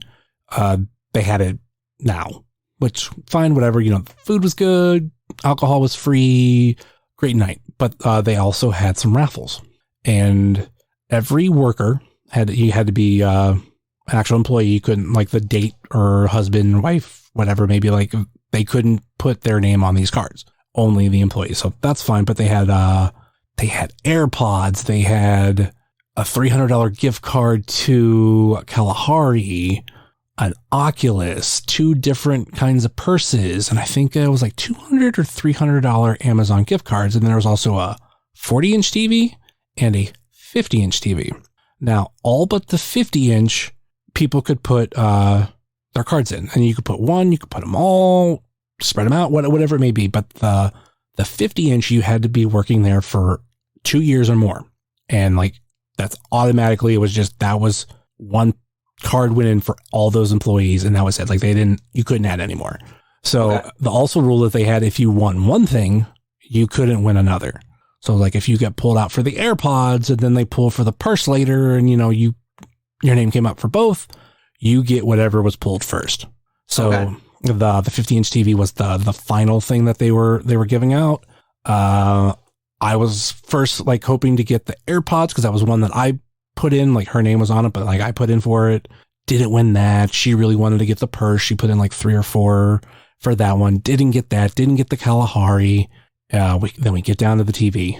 Obviously it's a weekly purchases. You can tell where we're going, but first 2 names pulled had already won something.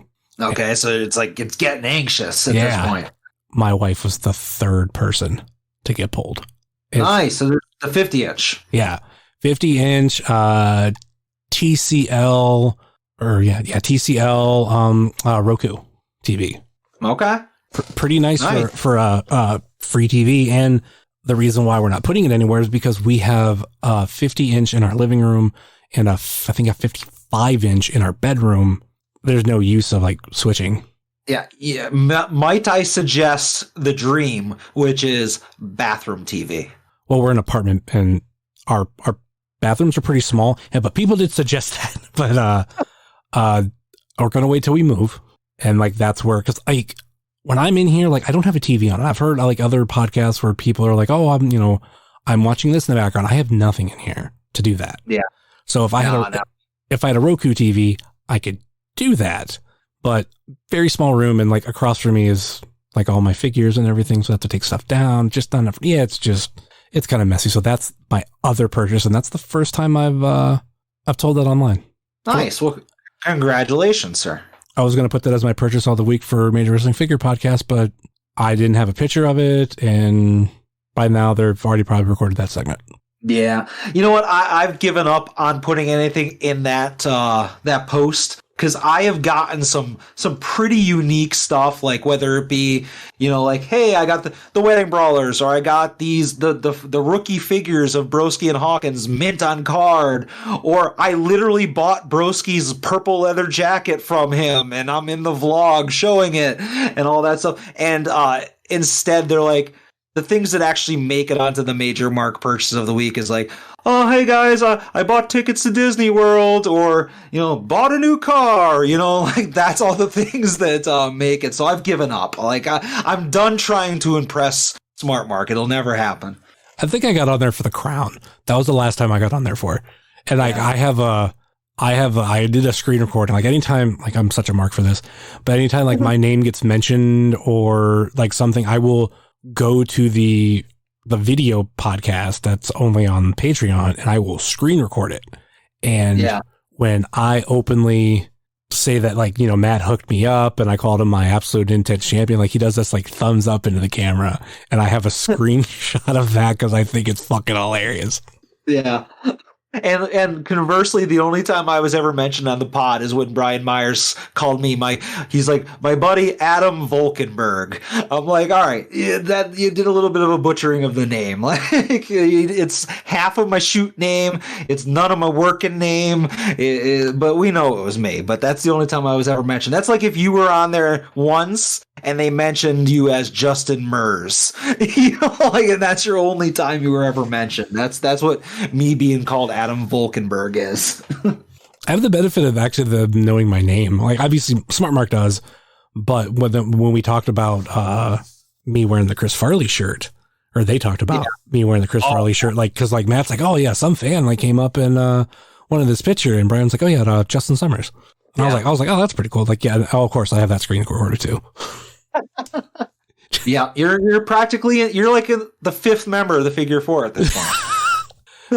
You are the JJ Dillon of the Figure Four Horsemen. I think the sad thing is like people look at like me and you and they're like, oh my God, how could you be obsessed with those guys and all this kind of stuff? Like, you think we're obsessed? No shot to anybody that's in that group, but like there's some people it's like, oh yeah, like they're spending good money on stuff. Like you bought the jacket, which fine, whatever. But there's other people that like they've bought a jacket, just a bunch of other shit. Like we're a fraction. Like if you think we're crazy, we're sane compared to them. Well, here's the thing with the jacket. First of all, it's a sexy fucking jacket. Second of all, I'm a silly boy doing a silly bit, so I just did it for the bit. Third of all, I can actually wear it. Like I'm going to wear it to wrestling shows, and it's just one of those things where it's like, oh, I am the purple broski leather jacket guy. But like, at least I am not like buying the shard of glass that was taken out of his back 4 months after the death match. Like that's a level that I'm not crossing, Yeah.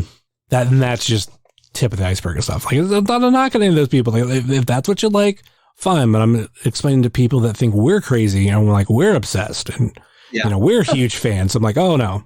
I think we're perfectly reasonable, middle of the road, rational, major pod fans. The face?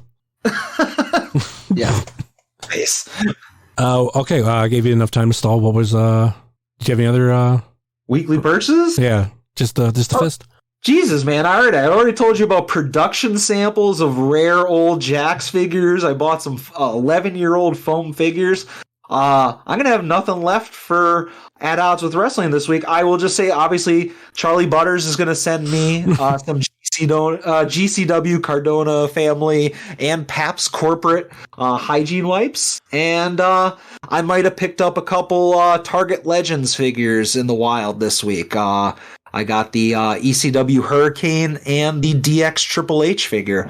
But that is literally everything I bought this week. I've cleaned out my weekly purchases on Wrestling Cheers. I wasn't planning on doing that. I'm gonna have to buy some more stuff between now and Thursday. Yeah, I was about to say, well, people are listening to this on Thursday, but or if they listen to the day it comes out. Yeah, but you will have time from recording to refill. But maybe I'm saving Joe some time. Like he'll tell about maybe the one thing he bought from home, whatever that may be, and then you can go, you know what? I said everything else that I needed on Wrestling Cheers, and like that was all my weekly purchases. So go back and listen to that show. Yeah, you know what? It's a good opportunity. Oh, there's that word. To plug this show during that point of my podcast.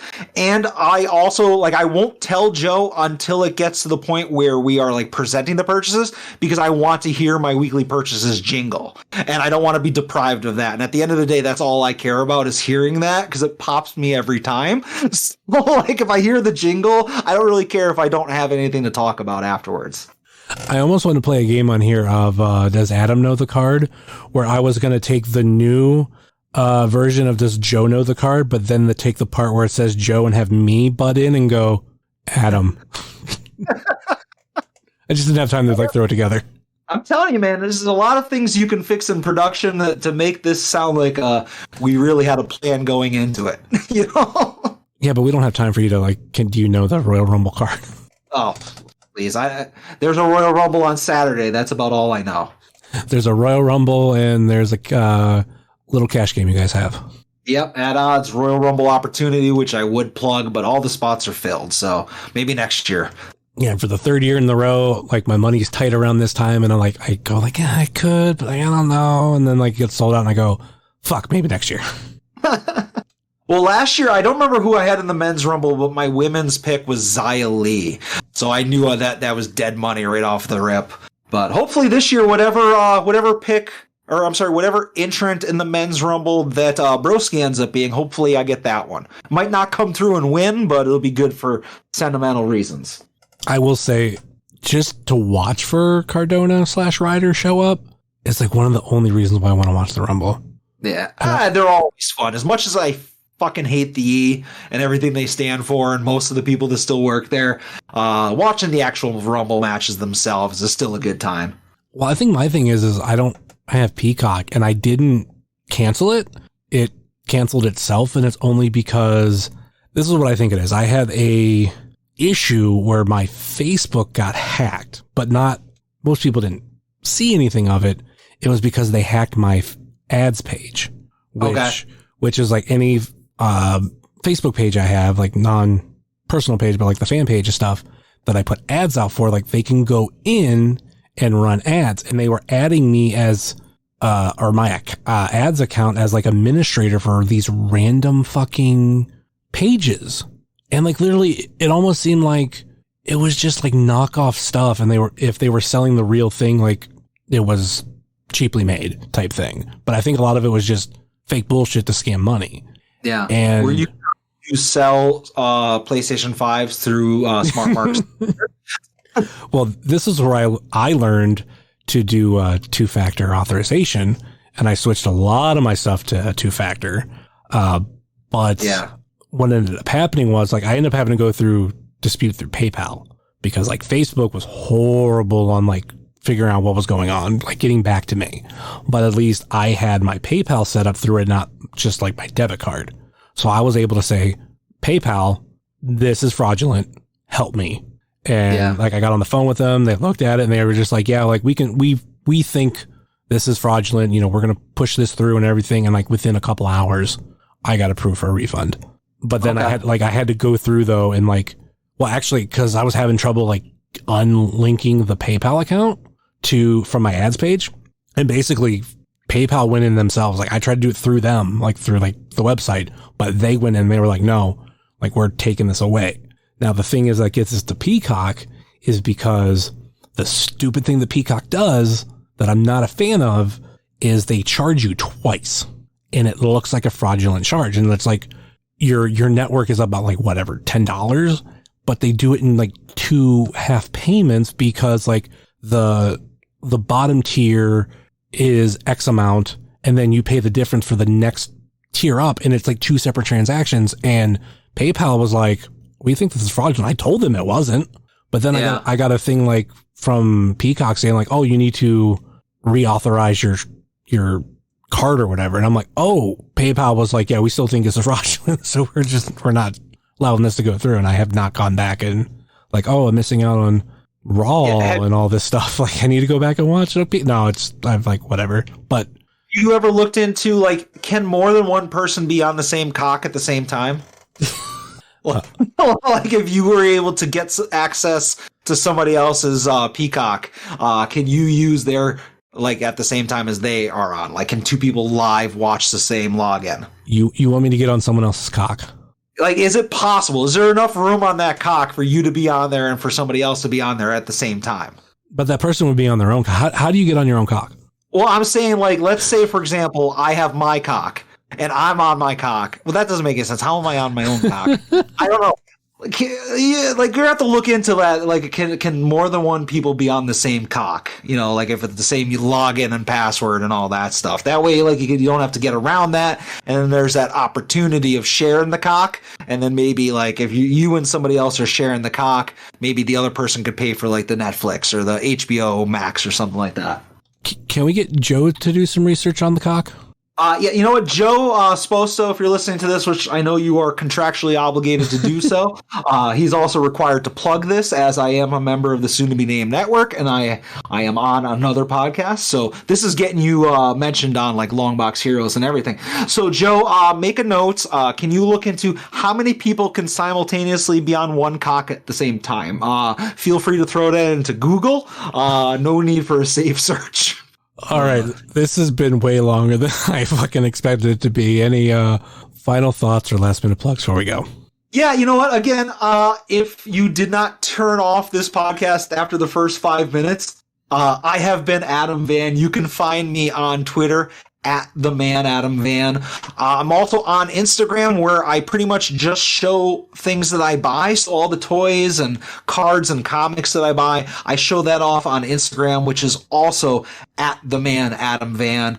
And as Justin was kind enough to mention multiple times, I am on a weekly wrestling podcast called At Odds with Wrestling with Joe Sposto, who's a great dude and is much more famous and popular and good at podcasting than I am. But check us out weekly, At Odds with Wrestling. We talk about the week in wrestling, talk about some old stuff, talk about weekly purchases. I have very good takes. He has very bad takes. It's a good show, so go check it out. We are on Twitter at Odds Wrestling. And of course, you can find myself at jsummers330 on TikTok, Twitter, and Instagram, much like you can find this show on Facebook, Twitter, and Instagram. Facebook.com/WrestlingCheers, Twitter.com/WrestlingCheers, and Instagram.com/WrestlingCheers. Email, if you so choose to desire, WrestlingCheers@gmail.com. And we have the merch store over at whatamaneuver.net. Like I said earlier in this episode, please rate, review, and subscribe your ever listen to this fine podcast, whether it be Apple Podcasts, Google Podcasts, Stitcher, TuneIn, YouTube, Spotify, iHeartRadio, Pandora, Amazon Music, or Podbean, WrestlingCheers.podbean.com. Check out our friends on the Trending Topics Network, such as All Beer Inside, Eurovision Showcase, Spanish Announce Table, and Wrestling with Altitude. Check out our other podcast friends, such as Pod Van Dam, Super Fantastic Podcast, It's Evolution, Baby, The IndieCast, Sobros Network, Biff Radio, Game Marks Podcast, Powerbomb Jutsu, Spotlight Series, Fully Posable, Doing the Favor, Positively Pro Wrestling, IWTV Guide, If You Catch My Grift, At Odds with Wrestling, Best in the World Podcast, Marks with Mikes, This Ends at Prom, and Porch Talk. Check out our other non-podcasting friends, such as Thrift Store Jobber, The Savage Stash, The Mystery Men, Redline Radio, Mouse's Wrestling Adventure, VHS Party Tonight on Instagram, Good Company, Heart of Gold, Toy Hio Toy Show, Time Capsule Toys, Stay Tough, Smokin' Jay's Barbecue, and be sure to use the 10% off code when you order of Cheers, so you can save yourself a little money. WrestleVoid, Midwest Territory, Southern Underground Pro, and the official graphic designer of Wrestling Cheers, Moy Boy Designs. That will do it for us here on Wrestling Cheers, where everybody knows your name, especially when you're on the cock. Later.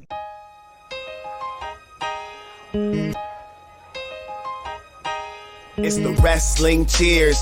Get up on your feet, brightening your day in the middle of the week. And you gotta love the show. Yeah, you know it holds a title for the best podcast talking wrestling in Ohio. Finishing a cold one, take a load off. We ain't all about the prohibition like Josh, so we cheers. And then we sit back. Other shows are in the trash, kinda like they Nick Stapp. Like the name is Matt Justice, wearing all the gold. Wrestling Cheers is coming to a close. The #1 podcast going in the game. And one day everybody's gonna know the name. It's the Wrestling Cheers. This is Platinum Max, signing off. Ohio, good night. The world, good night. We love you. We'll see you next week.